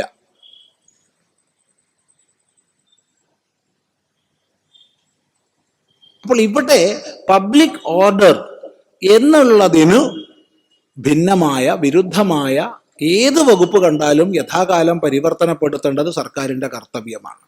2, നമ്മുടെ ഭരണഘടനയുടെ അടിസ്ഥാന മാനദണ്ഡങ്ങളിൽ ഒന്നാണ് ഈക്വൽ ജസ്റ്റിസ് എന്നുള്ളത്. ഈക്വൽ ജസ്റ്റിസ്, തുല്യനീതി. ഈ തുല്യനീതി സിദ്ധാന്തത്തിന് ഭിന്നമായിട്ട് ഒന്നും നമ്മുടെ രാഷ്ട്രത്തിൽ ഉണ്ടാവരുത്.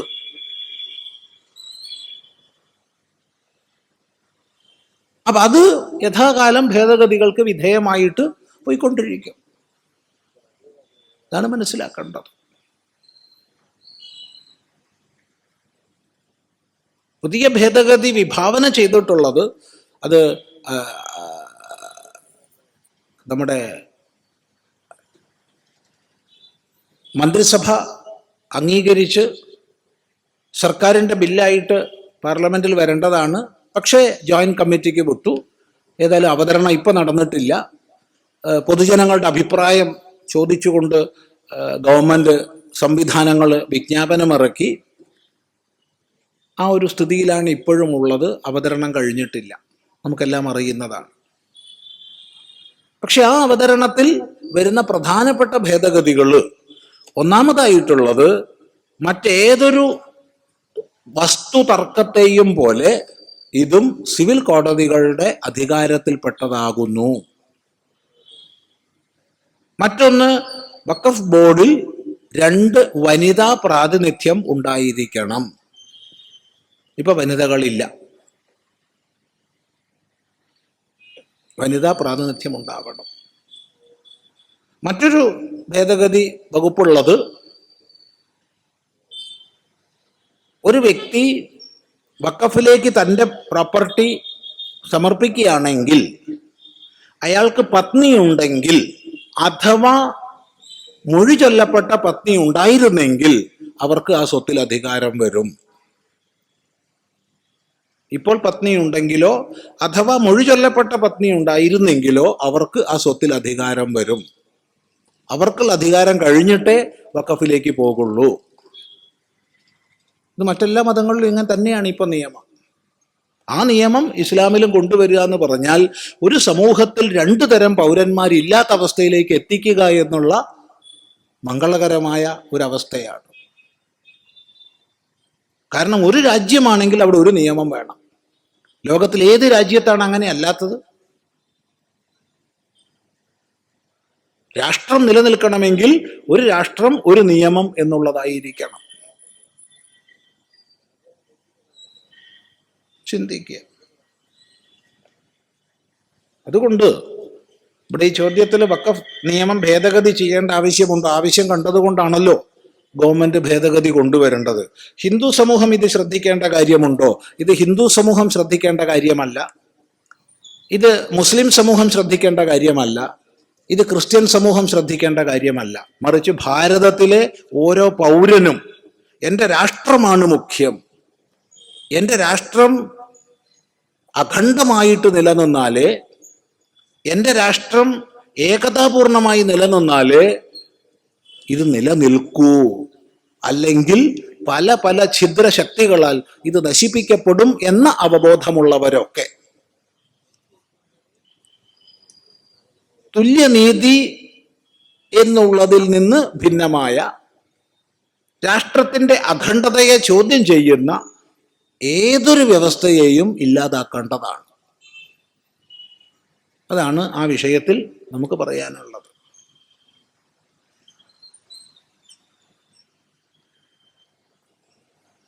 നമ്മുടെ ഭൂരിപക്ഷം ക്ഷേത്രങ്ങളുടെ ശ്രീകോവിലിൻ്റെ ചവിട്ടുപടികളുടെ 2 വശത്തുള്ള തിണ്ടുകളിലും വ്യാളി രൂപം കൊത്തിവെച്ചതായി കാണുന്നു. ക്ഷേത്രങ്ങളും വ്യാളി രൂപങ്ങളുമായി എന്താണ് ബന്ധം? ഇവിടെ മനസ്സിലാക്കേണ്ടത്, ക്ഷേത്രങ്ങളിലൊക്കെ തന്നെ നാനാവിധ ശില്പങ്ങളുണ്ട്. ആ ശില്പങ്ങൾക്കൊക്കെ അവയുടേതായ അർത്ഥകൽപ്പനകളുമുണ്ട്. ക്ഷേത്രദ്വാരങ്ങളെ സംബന്ധിച്ച്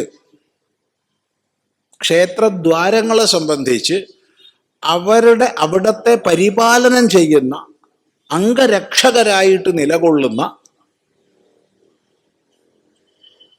ആ ദേവതയുടെ മാർഗത്തെ പരിപാലിക്കുന്ന രക്ഷകരായിട്ടാണ് അവിടെ ഇരുഭാഗത്തും വ്യാളികൾ നിലകൊള്ളുന്നത്. അത് മനസ്സിലാക്കുക.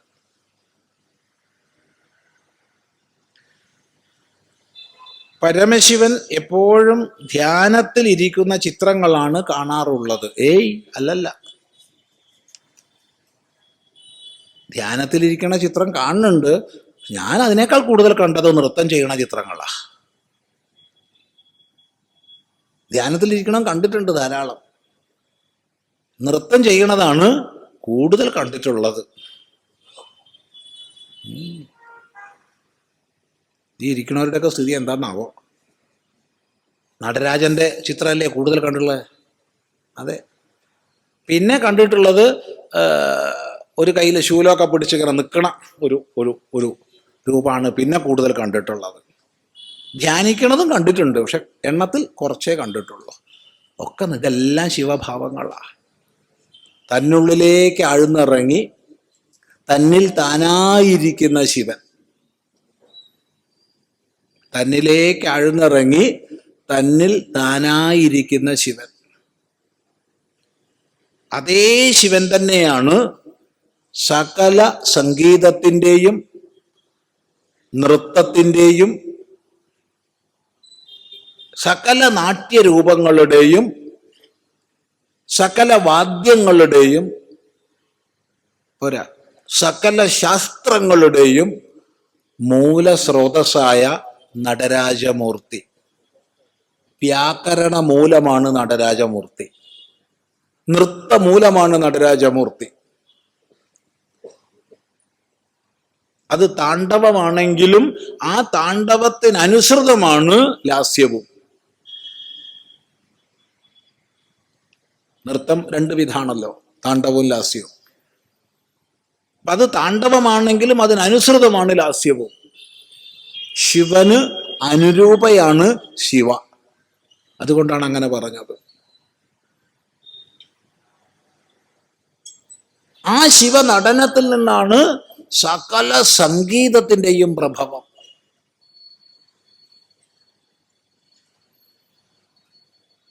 അപ്പോ തന്നിൽ താനായി ഒതുങ്ങിയിരിക്കുന്ന ശിവനും ഈ പ്രപഞ്ചത്തിന്റെ വിവിധ ഭാവങ്ങളിലേക്ക് സ്ഫുരിക്കുന്ന ശിവനും ഒന്ന് തന്നെ.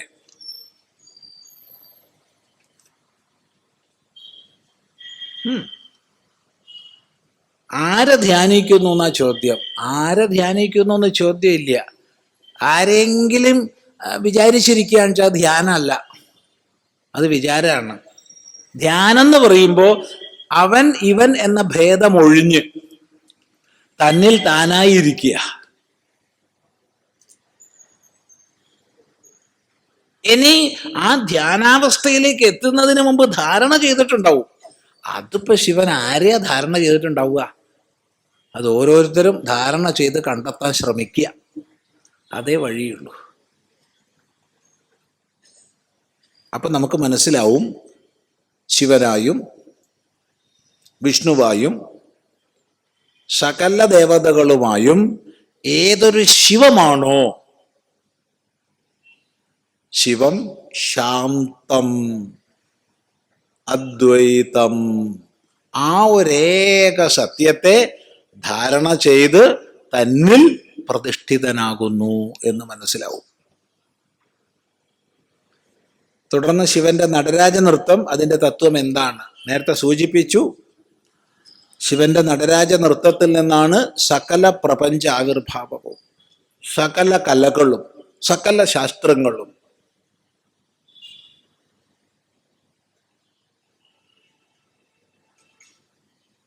നൃത്തമൂലമാണ്, ഗീതമൂലമാണ്, നാട്യമൂലമാണ്, വ്യാകരണ മൂലമാണ്, എല്ലാമാണ്. ആ വികൃതി എന്നുള്ള വാക്കിന്റെ അർത്ഥം തെറ്റിദ്ധരിക്കരുതേ ആരും.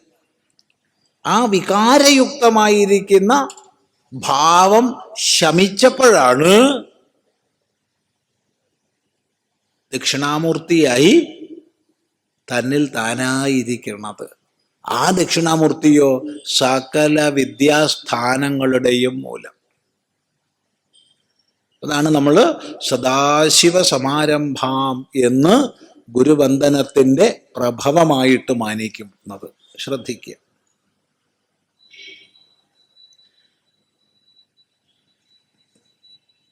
ധ്യാനത്തിൽ മുന്നേറുമ്പോൾ ഗുരു ഇഷ്ടമൂർത്തി ഉള്ളിൽ തെളിയുമോ?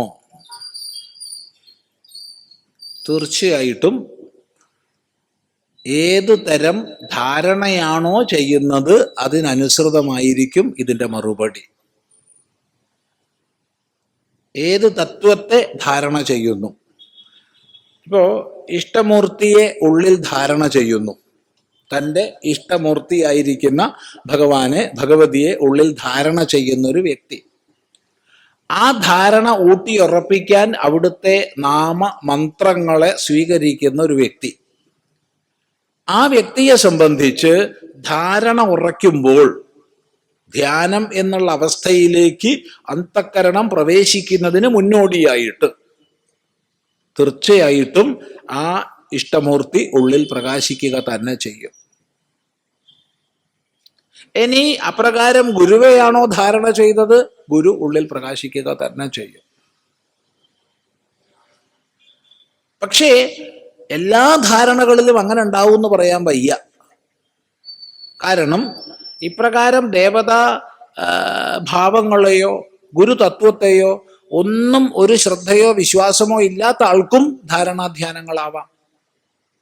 ഒരാൾ പറയാണ് എനിക്ക് മന്ത്രത്തിലൊന്നും വിശ്വാസമില്ല, വേണ്ട. ഞാൻ നാമം ജപിക്കാൻ പോകുന്നില്ല, വേണ്ട. ആര് പറഞ്ഞു? നിർബന്ധിച്ചു? ആരും നിർബന്ധിച്ചോ? ഇല്ല. നിനക്കൊരു മൂക്കുണ്ട് എന്നുള്ള വിശ്വാസം ഉണ്ടോ? ഉണ്ടല്ലോ സ്വാമി, എനിക്കൊരു മൂക്കുണ്ട്. അതിനൊരു തുമ്പുണ്ട് എന്നുള്ള വിശ്വാസം ഉണ്ടോ? ഉണ്ട്. അവിടത്തേക്ക് നോക്കിയിരുന്നോളൂ.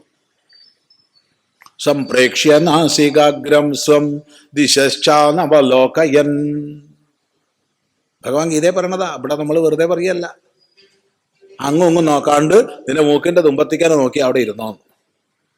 അതൊന്നും വേണ്ടാട്ടോ. നേരത്തെ പറഞ്ഞ പോലെ മന്ത്രത്തിലും നാമത്തിലൊക്കെ ശ്രദ്ധയും വിശ്വാസമുള്ളവർക്കൊക്കെ എളുപ്പ, വളരെ എളുപ്പ. ഇനി അതൊന്നും വയ്യ എന്നുണ്ടെങ്കിൽ ഇത് മതി. അല്ല, കുറച്ചും കൂടി ഒരു ഗ്രേഡ് കൂടിയതാണോ, എന്നാ ഭ്രൂമധ്യത്തിലാവാം. തുടക്കക്കാര് ഭ്രൂമധ്യത്തിലാവരുത്. പിന്നെ തലവേദന തുടങ്ങിയവ വന്നിട്ട് പരാതിപ്പെടരുത്. ഇതൊക്കെ ഒരു ഉപദേശം അനുസരിച്ച് ചെയ്യാൻ പാടുള്ളൂ. മൂക്കിന്റെ തുമ്പത്ത് എളുപ്പ, ആർക്കും ആവാം. അപ്പൊ മൂക്കിന്റെ തുമ്പ് ധ്യാനിച്ചിരിക്കുന്ന ആൾക്ക് എങ്ങനെയാ ഇഷ്ടദേവത പ്രകാശിക്കുക? അത് പ്രകാശിക്കില്ല. അവിടെ എന്താ തെളിയ? അവിടെ തെളിയല്ല, എല്ലാ ഭേദങ്ങളും പോയി താൻ അങ്ങനെ ബാഹ്യലോകത്തിൽ നിന്ന് തന്നിലേക്ക് ഉപസംഹരിക്കപ്പെടുന്ന അവസ്ഥയാണ് ഉണ്ടാവുക. അല്ലാണ്ട് അവിടെ ഇഷ്ടദേവതാ സങ്കല്പമൊന്നും അവിടെ ഉണ്ടാവില്ല. അത് ശ്രദ്ധിക്കുക. അതോ സുഖദുഃഖങ്ങളിൽ സമഭാവം കൈവരുന്ന അവസ്ഥയാണോ കിട്ടുക? രണ്ടായാലും ധ്യാനനിഷ്ഠ കൈവരിച്ചാൽ സുഖദുഃഖങ്ങളിൽ സമഭാവം ഉണ്ടാവും. ധ്യാനനിഷ്ഠ കൈവരിച്ചാൽ ഏത് വഴിയിലൂടെ പോയാലും ഒന്നുമില്ല. ശ്രദ്ധിക്കുക.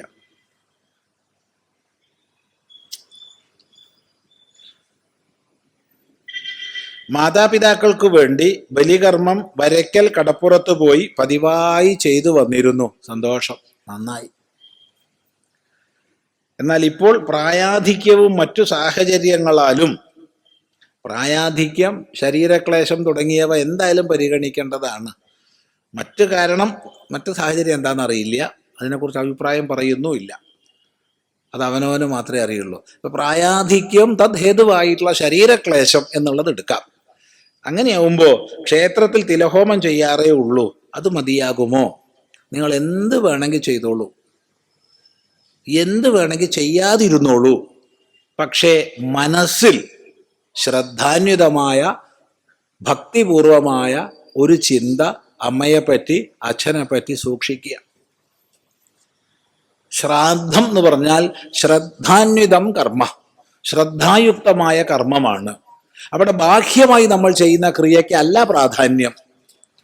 ബാഹ്യമായ ക്രിയ വേണ്ടാന്ന് പറഞ്ഞില്ല, തീർച്ചയായിട്ടും വേണം. എന്നാൽ മുഖ്യം ബാഹ്യമായ ക്രിയയല്ല, മറിച്ച് നമ്മൾ ഉള്ളിൽ ചെയ്യുന്ന ചിന്തനമാണ്. അതുകൊണ്ട് നമ്മുടെ പിതൃക്കളെ സംബന്ധിച്ച് അമ്മ, അച്ഛൻ, അമ്മയുടെ അമ്മ, അമ്മയുടെ അച്ഛൻ, അച്ഛൻ്റെ അമ്മ, അച്ഛൻ്റെ അച്ഛൻ തുടങ്ങി നമ്മുടെ കാരണഭൂതന്മാരായ, ഇപ്പൊ കാരണഭൂതൻ എന്നും പറയാൻ വയ്യാട്ടുക, അതൊക്കെ വേറെ വല്ല ധാരണയുണ്ടാക്കും. എന്തെന്നെ ഉണ്ടായാലും കൊള്ളാം, ഓരോ വാക്ക് പ്രയോഗിക്കുമ്പോൾ വളരെ ശ്രദ്ധിക്കേണ്ട ഒരു കാലാപ്പോ. സ്വാഭാവികമായിട്ട് പറയാൻ വയ്യ എന്നുള്ള സ്ഥിതി വന്നിരിക്കുക. ഇരിക്കട്ടെ.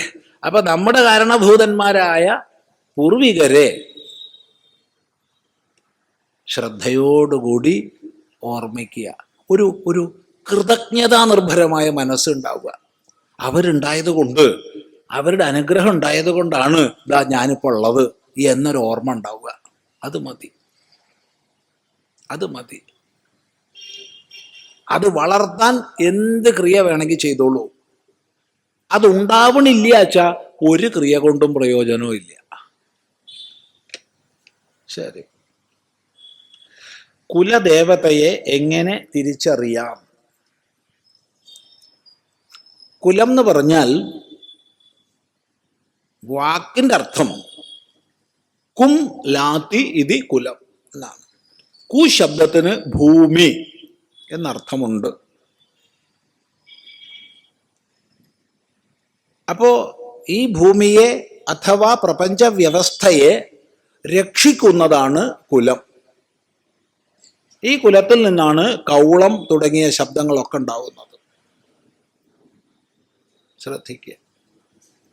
ഇപ്പൊ പ്രപഞ്ചത്തിന് മുഴുവൻ രക്ഷാകരമായിരിക്കുന്ന ഭാവം,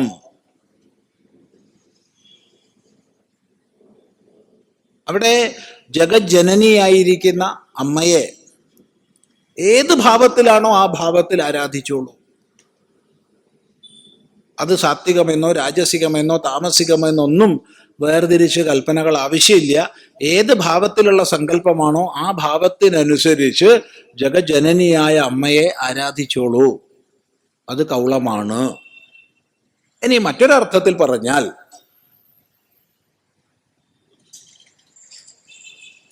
നമ്മുടെ ഒരു ജീവിത വ്യവസ്ഥ എന്നുള്ളത് കാലത്തിനനുസരിച്ച് പരിവർത്തനത്തിന് വിധേയമാണ്. ഇന്നലെകളിൽ ഉണ്ടായിരുന്ന സാമൂഹിക ജീവിത ക്രമങ്ങൾ ഇന്ന് മാറിയിട്ടുണ്ട്. ഇന്നത്തെ സാമൂഹിക ജീവിത ക്രമങ്ങൾ നാളെ മാറുകയും ചെയ്യും. ഇതെന്തിനാണ് ഒരു മുഖവുര പറയുന്നതെന്ന് ചോദിച്ചാൽ, ഒരു കാലഘട്ടത്തിലെ ജീവിതക്രമം നോക്കിയിട്ട് മറ്റൊരു കാലഘട്ടത്തിലെ ഭൂതകാലത്തിലെ ജീവിതക്രമത്തെ വിലയിരുത്താൻ നമുക്ക് സാധ്യമല്ല എന്ന് സൂചിപ്പിക്കാനാണ്. ഇന്നത്തെ ഒരു സമൂഹത്തിന്റെ ചിന്താഗതി വെച്ച്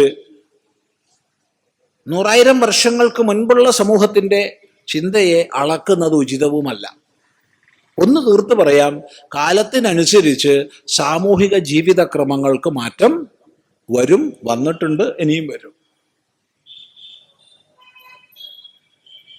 അപ്പൊ പ്രത്യേകം തൊഴിൽ ചെയ്ത് ജീവിക്കുന്നവര് ഒന്നിച്ച് ആ തൊഴിലിനെ ചെറുപ്പം തൊട്ടേ ശീലിച്ച് പോഷിപ്പിച്ച് അതിൽ പ്രാഗൽഭ്യം നേടി ഉയരുന്ന ഒരു ജീവിത ക്രമമാണ് കുലവ്യവസ്ഥ എന്നുള്ളത്. ഇന്നത്തെ ഒരു സാഹചര്യത്തിൽ കുലവ്യവസ്ഥ എന്നൊക്കെ പറയുമ്പോഴത്തേക്ക് അത് അങ്ങേയറ്റം ദോഷയുക്തമാണ് എന്നൊക്കെ ഒരു ഭാവന പെട്ടെന്ന് നമ്മുടെ മനസ്സിലൊക്കെ വരും ചിലപ്പോൾ. അതുകൊണ്ടാണ് നേരത്തെ പറഞ്ഞത് സാമൂഹിക ജീവിതക്രമത്തിൽ കാലത്തിനനുസരിച്ച് മാറ്റങ്ങൾ വന്നുകൊണ്ടിരിക്കും എന്ന് പറഞ്ഞത് അതുകൊണ്ടാണ്. പക്ഷെ നമ്മുടെ പ്രാചീന വ്യവസ്ഥ എന്നുള്ളത് പ്രായേണ കുലവ്യവസ്ഥയായിരുന്നു. അപ്പോൾ ഓരോ കുലത്തിനും അതത് കുലത്തിൻ്റെ വൃത്തിക്ക് യോജിക്കുന്ന സാത്വികവും രാജസികവും താമസികവുമായ ദേവതാ സങ്കല്പങ്ങൾ ഉണ്ടായിരുന്നു. ആ ദേവതോപാസന, അതിൽ കേന്ദ്രീകൃതമായിരിക്കുന്ന ജീവിത വീക്ഷണം, ഇതൊക്കെ നിലനിർത്തിക്കൊണ്ട് കുലങ്ങൾ പരിപോഷിക്കപ്പെട്ടിരുന്നു. മനസ്സിലാക്കുക. ഇങ്ങനെയാണ് കുലം വന്നിട്ടുള്ളത്. ഇവിടെ കുറേ ഉണ്ട്, കഴിഞ്ഞിട്ടുണ്ട്, ഒന്നും പോവില്ല.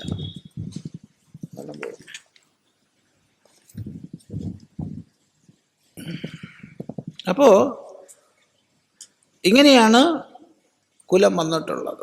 അപ്പോൾ ഓരോ കുലത്തിലും ആ കുലത്തൊഴിൽ, ആ കുലത്തിനനുസൃതമായിരിക്കുന്ന കുലദേവതകൾ, ആ കുലദേവതയുടെ ആരാധനയോടുകൂടി തൊഴിൽ ചെയ്യുന്ന, തദ്വാരാ തൊഴിലിനെ ഉപാസനയായി കുലദേവതയ്ക്കുള്ള സമർപ്പണമായി കാണുന്ന മനോഭാവം. ഇപ്പൊ സ്വാഭാവികമായി കർമ്മങ്ങളെ കർമ്മയോഗമാക്കാനുള്ള ഒരു വീക്ഷണം, ഇതൊക്കെ കുലസങ്കല്പത്തിൽ അന്തർഭവിച്ചതാണ്. പക്ഷെ എന്ത് സംഭവിച്ചു? കാലക്രമേണ നമ്മുടെ കുലവ്യവസ്ഥ ഇല്ലാതായി. വളരെ വളരെ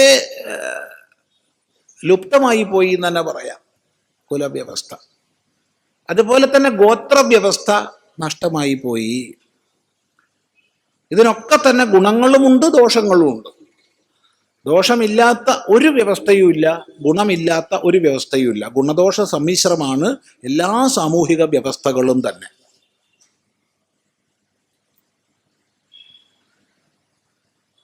കാലക്രമേണ ഒരു കുലത്തിന്റെ ദേവത എന്നുള്ളത് മാറി, ഓരോ തറവാടിന് ദേവതകളായി, കുടുംബ ഭരദേവതകൾ. അപ്പൊ കുലദേവത, ആ കുലദേവതയിൽ അന്തർഭവിക്കുന്ന കുടുംബ ഭരദേവതകൾ. അപ്പൊ ഒരു കുലത്തിൽ തന്നെ എത്രായിരം കുടുംബങ്ങൾ ഉണ്ടാവും. ആ കുടുംബങ്ങൾക്ക് പ്രത്യേകം പ്രത്യേകം ഭരദേവതകൾ. അപ്പൊ കാലം പിന്നെയും പോയി, അത്തരം കുടുംബസങ്കല്പവും പോയി. ഇപ്പൊ എന്തായി? കുടുംബം എന്ന് പറഞ്ഞാൽ ഒന്നോ രണ്ടോ മൂന്നോ വ്യക്തികൾ താമസിക്കുന്ന വീട് എന്നുള്ളതായി ഇപ്പൊ കുടുംബം. അങ്ങനെ അങ്ങനെ നമ്മുടെ ജീവിതം മുന്നോട്ട് പോകുന്ന സമയത്ത് വേരുകള്, തായ്വേരുകള് വിസ്മരിക്കപ്പെടുന്ന അവസ്ഥ വരുന്നു.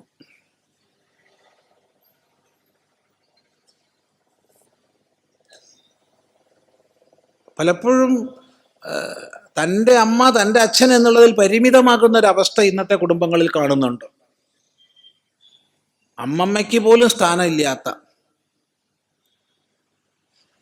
അല്ലെങ്കിൽ അച്ഛമ്മയ്ക്ക് പോലും സ്ഥാനമില്ലാത്ത ഒരവസ്ഥ ഇന്നത്തെ കുടുംബങ്ങളിൽ കാണുന്നുണ്ട്. അതായിരുന്നില്ല നമ്മുടെ വീക്ഷണം.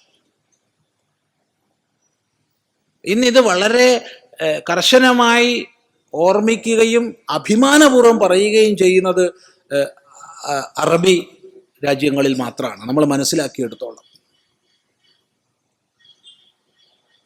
അറബി രാജ്യങ്ങളിൽ എല്ലായിടത്തും തന്നെ തൻ്റെ 2 തലമുറയുടെ പേര് കൂട്ടിയിട്ടാണ് സ്വന്തം പേര് പറയുക. അതിൽ അഭിമാനപൂർവ്വം പറയും.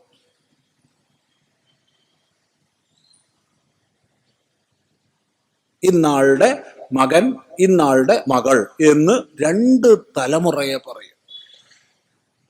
നമുക്കത് പേരുകൾ വായിക്കുമ്പോൾ മനസ്സിലാവും. ബിൻ, ബിന്ദ് എന്നീ ശബ്ദങ്ങൾ കാണാം.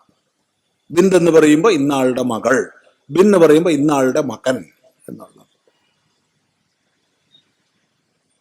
ബാക്കിയൊക്കെ മറന്നുപോയി എന്ന് മാത്രമല്ല, ഇപ്പൊ പുതിയൊരാഭാസം കാണുന്നുണ്ട്. അച്ഛനെ പോലും ഉപേക്ഷിക്കും കല്യാണം കഴിയുമ്പോൾ. എന്താ ഇതിൻ്റെ അർത്ഥം എന്ന് എത്ര ആലോചിച്ചിട്ടും പിടി കിട്ടിയിട്ടില്ല.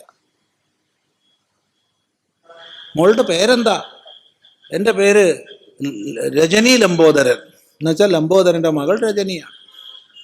സന്തോഷം മോളെ, അച്ഛനെ ഓർമ്മിച്ചതിൽ നല്ലത്. കുറച്ചു കാലം കഴിഞ്ഞു അവളെ കണ്ടു. മോളെ നിൻ്റെ പേരെന്താ? എൻ്റെ പേര് രജനി കേശവൻ. അപ്പം നീയല്ലേ പറഞ്ഞ മുമ്പ് ലംബോദരൻ എന്ന്? അത് കല്യാണം കഴിഞ്ഞപ്പോൾ ഞാൻ പേര് മാറ്റി സ്വാമി. അപ്പം നീ അച്ഛനെ ഉപേക്ഷിച്ചോ? എന്ത് ന്യായമുണ്ടതിന്? നോക്കൂ, ഒരു കടലാസിൽ ഒപ്പിട്ടാൽ അവൻ നിന്റെ പതിയാവും, ഹസ്ബൻഡാവും. വേറൊരു കടലാസിൽ ഒപ്പിട്ടാൽ അവൻ നിന്റെ എക്സ് ഹസ്ബൻഡാവും, മുൻ പതി. അതുപോലെ അച്ഛനെ മാറ്റാൻ വകുപ്പുണ്ടോ? അമ്മയെ മാറ്റാൻ വകുപ്പുണ്ടോ? എന്തിനാണ് ഈ ആഭാസം ചെയ്യുന്നത്? കുലമോ പോയി, കുടുംബമോ പോയി, തറവാടോ പോയി, അച്ഛൻ അച്ഛമ്മ ഒക്കെ പോയി. എന്നാ അച്ഛനെങ്കിലും അമ്മയെങ്കിലും അതെങ്കിലും ശേഷിക്കണ്ടേ? ഗൗരവത്തോടു കൂടി ചിന്തിക്കുക. ദയവ് ചെയ്ത് ഇവിടെ ധാരാളം ചെറുപ്പക്കാരന്മാരിയ്ക്കുന്നുണ്ട്, ധാരാളം പേരുണ്ട്. വിവാഹം കഴിയാത്തവരും അക്കൂട്ടത്തിൽ കാണും. ദയവ് ചെയ്ത് വിവാഹം കഴിഞ്ഞാൽ പേര് മാറ്റരുതേ, അച്ഛനെ ഉപേക്ഷിക്കരുതേ, അച്ഛനെ കൊല്ലരുതേ.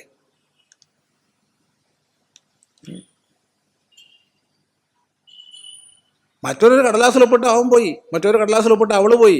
അച്ഛനെ അമ്മേനെ മാറ്റാൻ വല്ല വകുപ്പുണ്ടോ? അതിരിക്കട്ടെ. വളരെ അഭിമാനത്തോടുകൂടി അറബി രാജ്യത്തിലുള്ളവർ ഇന്നും 2 തലമുറയെ പറയുന്നത്, പേരിൻ്റെ കൂടെ പറയുന്നത് കാണുമ്പോൾ ഒരു സന്തോഷമാണ്. എത്ര വലിയ പേരായാലും ഒന്നുമില്ല. മുഹമ്മദ് ബിൻ അഹമ്മദ് ബിൻ സുബൈദ എന്ന് പറയാൻ ഒരു മടി അവർക്കില്ല. അഹമ്മദിന്റെ മകനായ മുഹമ്മദിന്റെ മകളായ സുബൈദ എന്നവർ പറയും. കേൾക്കുമ്പോൾ തന്നെ ഒരു സന്തോഷമാണ്. ഇവിടെ അതൊക്കെ പോയി. ഇരിക്കട്ടെ. അപ്പോ ഓരോരു കുലത്തെയും ഓരോരു കുടുംബത്തെയും കേന്ദ്രീകരിച്ച് നിലനിർത്തി വളർത്തി കൊണ്ടുവന്നിട്ടുള്ള ദേവതാ സങ്കല്പങ്ങളുണ്ട്. ആ സങ്കല്പങ്ങളെ നമ്മൾ വിടാൻ പാടുണ്ടോ? ചോദ്യം. പാടില്ല എന്നാണ് നമ്മെ പൂർവാചാര്യന്മാർ പഠിപ്പിക്കുന്നത്. അതുകൊണ്ട് കുടുംബ ഭരദേവതകളെയും കുലദേവതകളെയും ഒക്കെ ആരാധിച്ചുകൊണ്ട് ജീവിക്കൂ. ഇത് ഒരു തലമുറയിൽ നിന്ന് മറ്റൊരു തലമുറയിലേക്ക് അനുസ്യൂതമായി ഇത് പകർന്നു നൽകപ്പെട്ടിരുന്നെങ്കിൽ ഈ ചോദ്യം വരില്ലായിരുന്നു. എങ്ങനെയാ കുലദേവതയെ മനസ്സിലാക്കുക എന്നൊരു ചോദ്യം വരില്ലായിരുന്നു. കാരണം കൊച്ചുനാളിലെ അമ്മ പറഞ്ഞിട്ടുണ്ടാവും, മോളെ ഇതാട്ടോ നമ്മുടെ കുലദേവത. കൊല്ലത്തിൽ ഒരു ദിവസമെങ്കിലും അവിടെ പോയി നമിക്കണേ എന്ന് പറഞ്ഞിട്ടുണ്ടാവും. പക്ഷെ ആ ഒരു ഒരു ഒരു നാഭീനാള ബന്ധം വിട്ടുപോയി. ഇനിയിപ്പോൾ എങ്ങനെയാ മനസ്സിലാക്കാന്ന് ചോദിച്ചാൽ അന്വേഷിക്കുക അല്ലാണ്ട് ഇപ്പം എന്താ പറയുക? പൂർവികരിലേക്ക് അന്വേഷിക്കുക. അങ്ങനെ ഉണ്ടോ? അറിവിലുണ്ടോ? അങ്ങനെ അറിയാൻ വഴിയൊന്നും ഇല്ല വെച്ചാ സർവേശ്വരൻ തന്നെ കുലദേവത എന്ന് കാണുക, അല്ലാണ്ട് ഇപ്പം എന്താ വയ്ക്കുക? ഇനി അറിയാൻ ഇടയായോ ഒരിക്കലെങ്കിലും ഒന്ന് പോയി നമിക്കാൻ ശ്രമിക്കുക, ഒരിക്കലെങ്കിലും ഒന്ന് പോയിട്ട് വന്ദിക്കാൻ പഠിക്കുക. കാരണം നമ്മൾ ആരും ആകാശത്തുനിന്ന് പൊട്ടി വീണവരല്ല, നമ്മൾ ആരും ഇന്നലെ പെയ്ത മഴയ്ക്ക് മുളച്ചവരല്ല. മറിച്ച് ഇവിടെ ഒരു പാരമ്പര്യമുണ്ട്. കാലാന്തരത്തിൽ മറ്റേതെങ്കിലും മാറ്റങ്ങൾക്ക് വിധേയരായി പോയിട്ടുണ്ടെങ്കിൽ പോലും, ഇടക്കാലത്ത് സ്വാമി മതം മാറിപ്പോയി, 2 തലമുറ മുമ്പാ മതം മാറിയത്, അല്ലെങ്കിൽ 3 തലമുറ മുമ്പാ മതം മാറിയത്, സാരമില്ല, നിങ്ങളിപ്പോൾ വിശ്വസിക്കണ മതത്ത് തന്നെ വിശ്വസിച്ച് പോയിക്കോളൂ, ഒരു വിരോധവും ഇല്ല.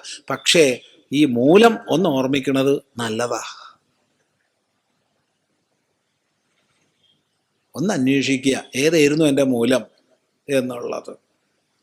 അതിനനുസരിച്ച് ഒരു നമസ്കാരം, ഒരു സമർപ്പണം,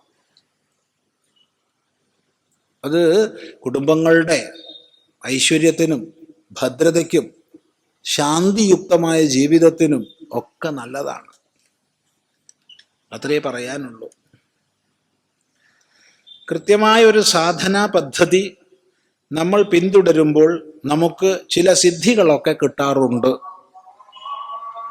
അത് ആരോടും പറയരുത്, രഹസ്യമാക്കി വെക്കണം എന്ന് പറയുന്നതിൻ്റെ കാരണം എന്താണ്? നമ്മളത് ആരോടെങ്കിലും പറഞ്ഞാൽ അതിൻ്റെ ഫലം പോകും എന്ന് പറയുന്നത് ശരിയാണോ? സ്വാമിജിയുടെ അഭിപ്രായം എന്താണ്? വിശദീകരിക്കാമോ? ഏതൊരു സിദ്ധിയെയും ബാഹ്യമഹിമയെയും ദഹിപ്പിക്കാനുള്ള ശക്തി ഉണ്ടോ? ആരോട് വേണമെങ്കിൽ പറഞ്ഞോളൂ. ഒന്നുകൂടി പറയാം.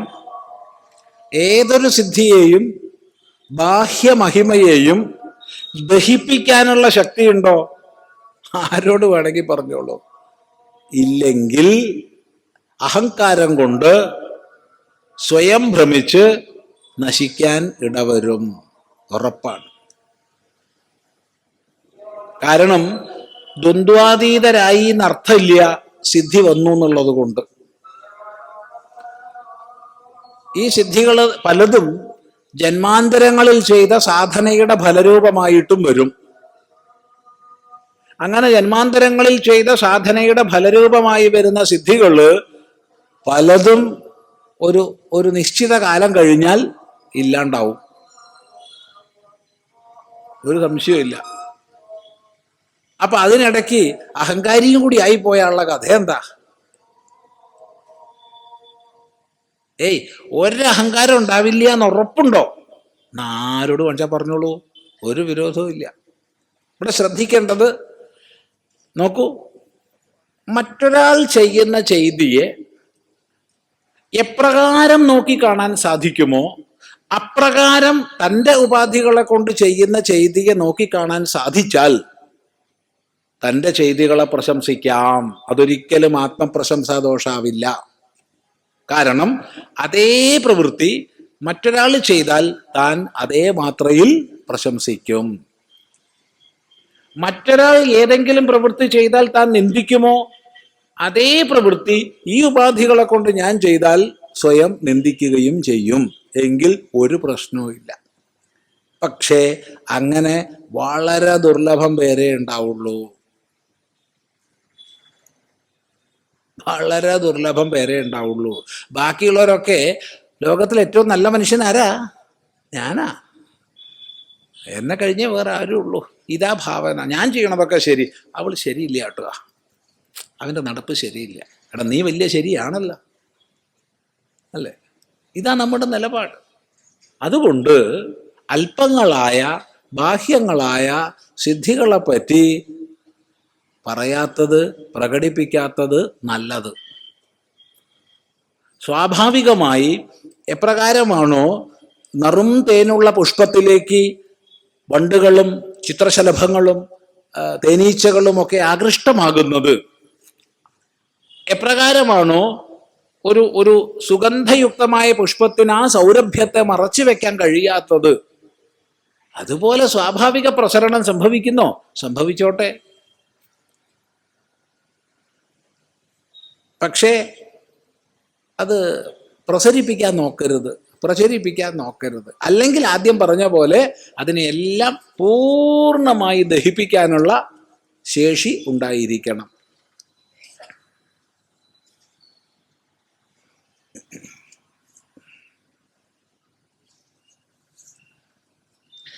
ഇന്നലത്തെ സംശയ നിവാരണ വേളയിൽ നിരന്തരമായി ആഗ്രഹങ്ങൾ ഉണ്ടാവേണ്ടതിൻ്റെ ആവശ്യകത സ്വാമിജി പറയുകയുണ്ടായി. പറഞ്ഞിട്ടില്ലല്ലോ. നിരന്തരമായി ആഗ്രഹം ഉണ്ടാവണമെന്ന് പറഞ്ഞിട്ടില്ലല്ലോ, പറയില്ലല്ലോ, പറഞ്ഞിട്ടുണ്ടാവില്ല. മറിച്ച് പറഞ്ഞത് ഇങ്ങനെയാവാനേ സാധ്യതയുള്ളൂ. ഓർമ്മയില്ല എന്താ പറഞ്ഞതെന്ന്. ഇങ്ങനെയാവാനേ സാധ്യതയുള്ളൂ. ലോകസാമാന്യത്തോട് ആഗ്രഹിക്കരുത് എന്ന് വേദം പറയുന്നില്ല. മറിച്ച് കൂടുതൽ ആഗ്രഹിക്കാനാണ് പറയുന്നത്, കൂടുതൽ ഉയർന്നതിനെ ആഗ്രഹിക്കാനാണ് പറയുന്നത്.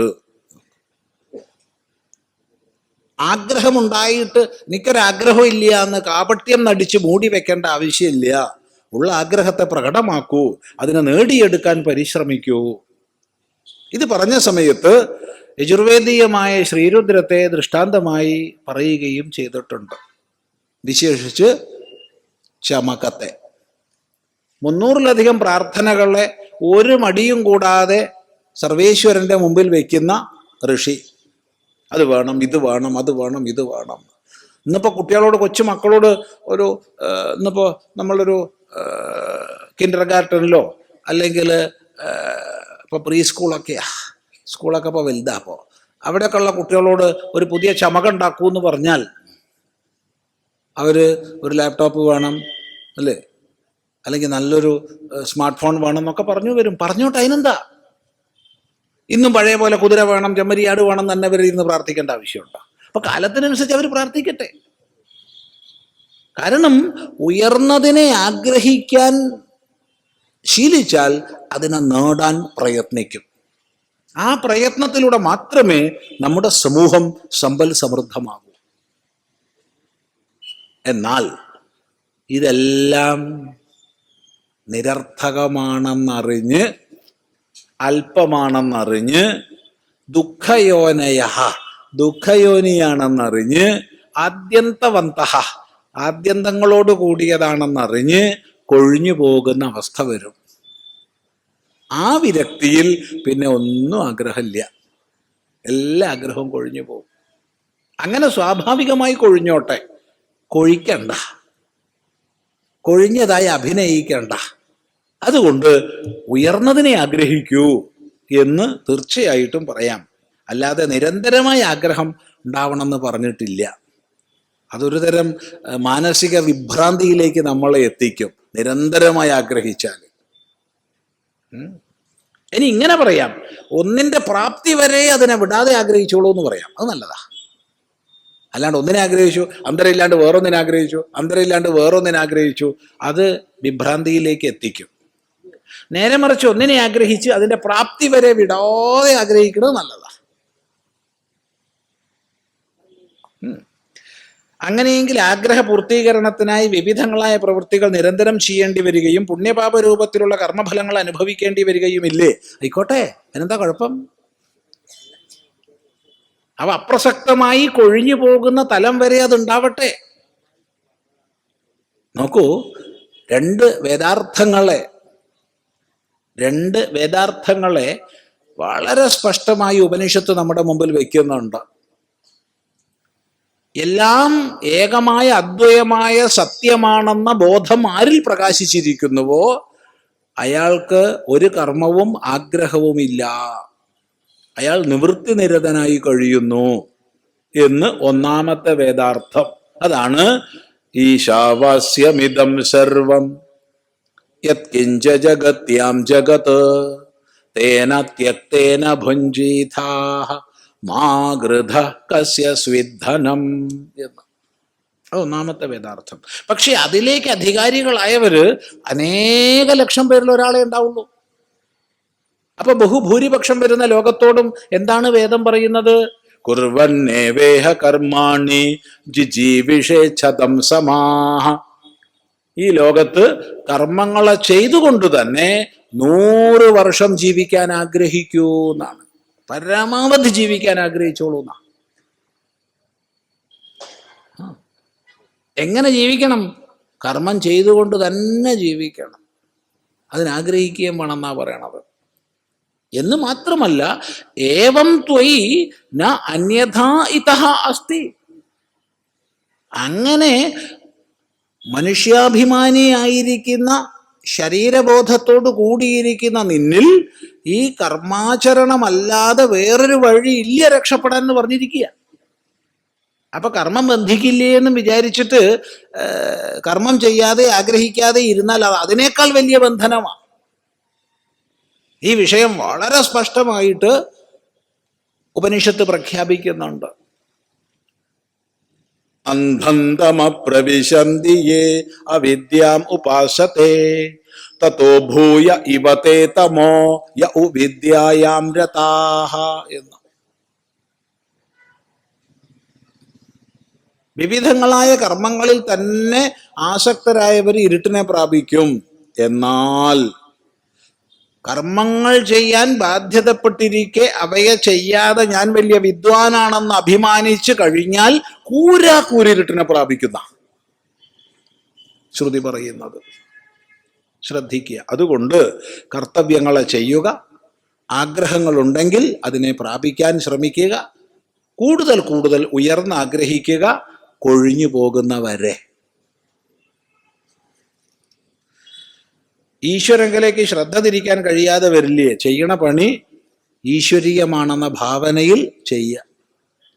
ആഗ്രഹങ്ങളില്ലാത്ത അവസ്ഥയിലല്ലേ വൈരാഗ്യം വരൂ. വൈരാഗ്യം വരട്ടെ, ഉണ്ടാക്കേണ്ടതല്ലല്ലോ വൈരാഗ്യം.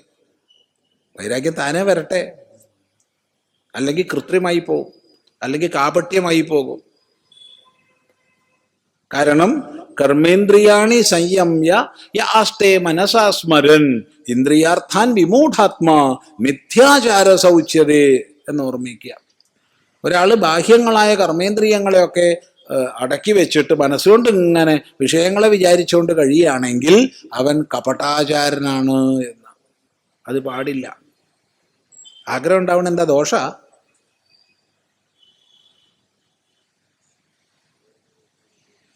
ചിന്തിക്കുക.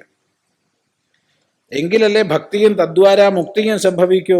ഭക്തി സംഭവിക്കാൻ ഈ പ്രപഞ്ചത്തെ ഒന്ന് നിരീക്ഷിച്ചാൽ മാത്രം മതി. അണുകണം മുതൽ അനന്തകോടി ബ്രഹ്മാണ്ടം വരെയുള്ള സകല പ്രപഞ്ച ഘടകങ്ങളും എങ്ങനെ നിയമിക്കപ്പെടുന്നു എന്നുള്ള മഹാത്ഭുതത്തെ ഒന്ന് നിരീക്ഷിച്ചാൽ മതി. ഈശ്വര മഹിമാബോധം നമുക്കുണ്ടാവും. ശ്രദ്ധിക്കുക.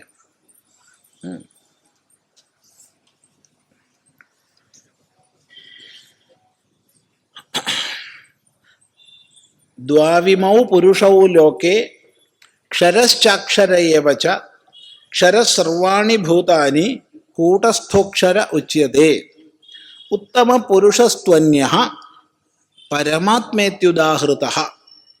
പുരുഷൻ, ഉത്തമ പുരുഷൻ ഒന്ന് വ്യക്തമാക്കാമോ? പുരുഷ ശബ്ദത്തിന് വൈദിക ശാസ്ത്രങ്ങളിൽ വിഭിന്നങ്ങളായ അർത്ഥങ്ങളുണ്ട്. സന്ദർഭത്തിനനുസരിച്ച് അർത്ഥം മനസ്സിലാക്കുകയും വേണം.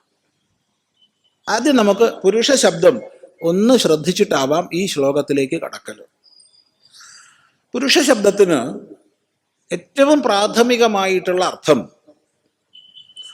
പുരുഷു പൂർഷുവ ശേതേ, പുരികളിൽ ശയിക്കുന്നവൻ എന്നാണ്.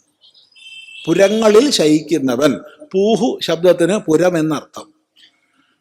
അപ്പോ പുരികളിൽ ശയിക്കുന്നവൻ. ഏതാ പുരി? ശരീരം, പട്ടണം.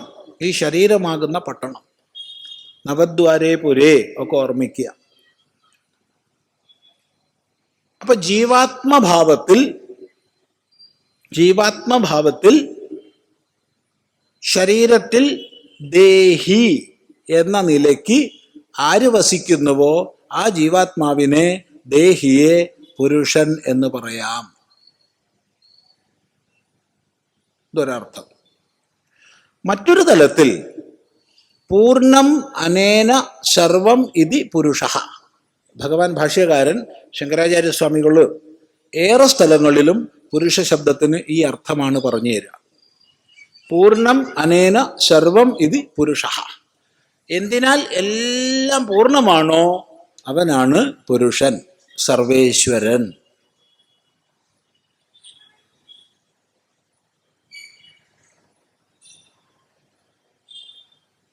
ഈ അർത്ഥത്തിലാണ് വേദം പുരുഷ ഏവ ഇദം സർവം, ഇതെല്ലാം പുരുഷനാണ്, പൂർണ്ണനാണെന്ന് പ്രഖ്യാപിക്കുന്നത്. ഇങ്ങനെ പുരുഷ ശബ്ദത്തിന്റെ അർത്ഥം ആദ്യം നമ്മൾ ചിന്തിക്കുക. ഇനി നമുക്ക് ഈ ശ്ലോകത്തിലേക്ക് വരാം. ദ്വൗ ഇമൗ പുരുഷൗ, ഈ രണ്ട് പുരുഷന്മാരുണ്ട് ലോകത്തിൽ. ലോകം, ലോകം എന്ന് പറഞ്ഞാൽ ലോക്യത്തെ, ദൃശ്യത്തെ, അനുഭൂയത്തെ ഇത് ലോകം. കാണപ്പെടുന്നത്, അനുഭവിക്കപ്പെടുന്നതാണ് ലോകം. നമ്മൾ ഈ സംസ്കൃതത്തിൻ്റെ സമ്പന്നതയെക്കുറിച്ച് ഓർമ്മിക്കണേ. സംസ്കൃത തദ്ഭവങ്ങളായ ഭാഷകളുടെ സമ്പന്നതയെക്കുറിച്ച് ഓർമ്മിക്കണേ. ശ്രദ്ധിക്കുക. ഇപ്പോൾ ലോകം എന്നുള്ളതിനെ ഇംഗ്ലീഷിലേക്ക് അനുവാദം ചെയ്യുമെന്ന് പറഞ്ഞാൽ സാമാന്യമായിട്ട് ഉടനെ ഒരാൾ വേൾഡ് എന്ന് പറഞ്ഞു. അപ്പോൾ ഒരാൾ പറഞ്ഞു ഭുവനമോ, അതും വേൾഡ് തന്നെ. ജഗത്തോ, അതും വേൾഡ് തന്നെ. ഇങ്ങനെ പോവും. പക്ഷേ സംസ്കൃതത്തിൽ ഓരോന്നിനും വിശേഷാർത്ഥമാണ്. ഇപ്പൊ ഭുവനം എന്ന് പറയുമ്പോൾ ഭവന്തി അസ്മിൻ ഭൂതാനി, എവിടെയാണോ ഭൂതങ്ങളെല്ലാം ആവിർഭവിച്ച് വസിക്കുന്നത് അതാണ് ഭുവനം. ജഗത്തെന്ന് പറയുമ്പോൾ ചലിക്കുന്നതെന്തോ അത് ജഗത്തെന്ന് വരും. കാണപ്പെടുന്നത്, അനുഭവിക്കപ്പെടുന്നത് ലോകം എന്ന് വരും. ഇങ്ങനെ അനേക വിശേഷ അർത്ഥങ്ങൾ ഓരോ ശബ്ദത്തിനും വരും. സമ്പന്നമാണ് ഈ ഭാഷ. അപ്പൊ ലോകം എന്ന് പറഞ്ഞാൽ ലുക്ക്, നോക്കുക, ലുക്ക്, നോക്കുക. അപ്പൊ ലോക്യത്തെ ഇത് കാണപ്പെടുന്നത്, അനുഭവിക്കപ്പെടുന്നത്. അപ്പൊ ഈ ലോകത്തിൽ അനുഭവിക്കപ്പെടുന്ന അനുഭവ മണ്ഡലത്തിൽ രണ്ട് പുരുഷന്മാരുണ്ട്. ആരാണ് ഈ രണ്ട്? ക്ഷരശ്ച അക്ഷരശ്ച. ക്ഷരപുരുഷനും അക്ഷരപുരുഷനും. ഉണ്ടായി നിലനിന്ന് നശിച്ചു പോകുന്ന ഭാവം. ഈ കാണാകുന്ന സകല ചരാചര പ്രപഞ്ചത്തെയും ഉൾക്കൊള്ളുന്ന ശബ്ദമാണത് ക്ഷരപുരുഷൻ. കാരണം എന്തുണ്ടായിട്ടുണ്ടോ, എന്തുണ്ടാകുമോ അതെല്ലാം നശിക്കും. അപ്പൊ അതിൽ പ്രാണ, ശരീര, പ്രാണ, ഇന്ദ്രിയ, മനോബുദ്ധികളാകുന്ന എല്ലാ തലങ്ങളെയും ചേർത്തിട്ടാണ് ക്ഷരപുരുഷൻ എന്ന് പറയുന്നത്.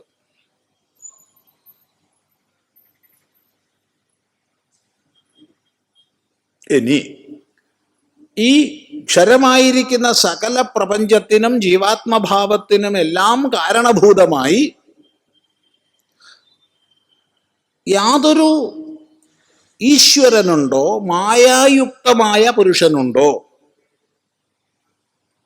മായായുക്തമായ പ്രപഞ്ചകാരണമായ ഈശ്വരൻ, അവനെ നമുക്ക് അക്ഷരൻ എന്ന് പറയാം. ഈ ക്ഷരാക്ഷരങ്ങളെ രണ്ടിനെയും പറഞ്ഞിട്ടാണ്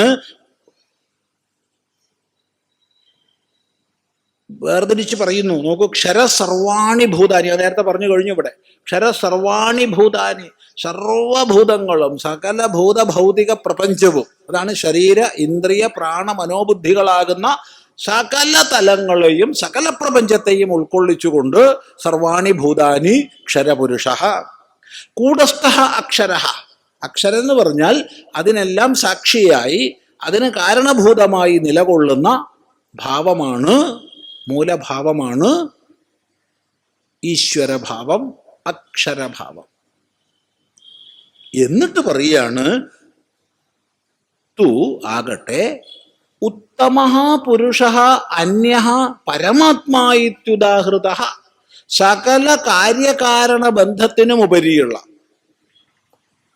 സകല മായോപാധിക്കും മായാപ്രാകട്യത്തിനും ഉപരിയുള്ള കേവല സത്യം പരമാത്മാ ബ്രഹ്മം. അവിടെ ഈശ്വരൻ, ജഗത്ത്, ജീവൻ ഈ വക ഭേദങ്ങളൊന്നുമില്ല. ഈശ്വരനും ഉപരി. കാരണം ഈശ്വരൻ മായോപാധികനാണ്. ആ മായോപാധികമായ സത്വത്തിനും ഉപരിയുള്ള കേവലമായ ഉണ്മയെ, പരമാത്മാവിനെ, ഹേ അർജുന, നീ പുരുഷോത്തമനെന്ന് മനസ്സിലാക്കൂ. ഈ പുരുഷോത്തമ തത്വത്തെ പറയുന്നത് കൊണ്ടാണ് ഭഗവത്ഗീതയുടെ 15-ാം അധ്യായം പുരുഷോത്തമ യോഗം എന്ന് പ്രസിദ്ധമായത്. ശ്രദ്ധിക്കുക. ഏതായാലും നമ്മൾ ശ്രദ്ധയോടുകൂടി നല്ലപോലെ അനുസന്ധാനം ചെയ്ത് ഈ ഗീത തദ്വാര വൈദിക ശാസ്ത്രങ്ങൾ പഠിക്കാൻ സാധിക്കട്ടെ. അതിലേക്ക് ഒരു പ്രേരകം മാത്രമായിട്ടേ ഇതിനെ എടുക്കാൻ പാടുള്ളൂ. അല്ലാതെ ആഴത്തിൽ പഠിക്കേണ്ടുന്നത് ഇങ്ങനെയല്ല. ഇതൊരു സൂചന മാത്രം, പ്രേരണ മാത്രം എന്ന് ഈ സന്ദർഭത്തിൽ പറയട്ടെ. കുറേ സംശയങ്ങളുണ്ട്, അത് നമ്മൾ നാളെ തുടരാം.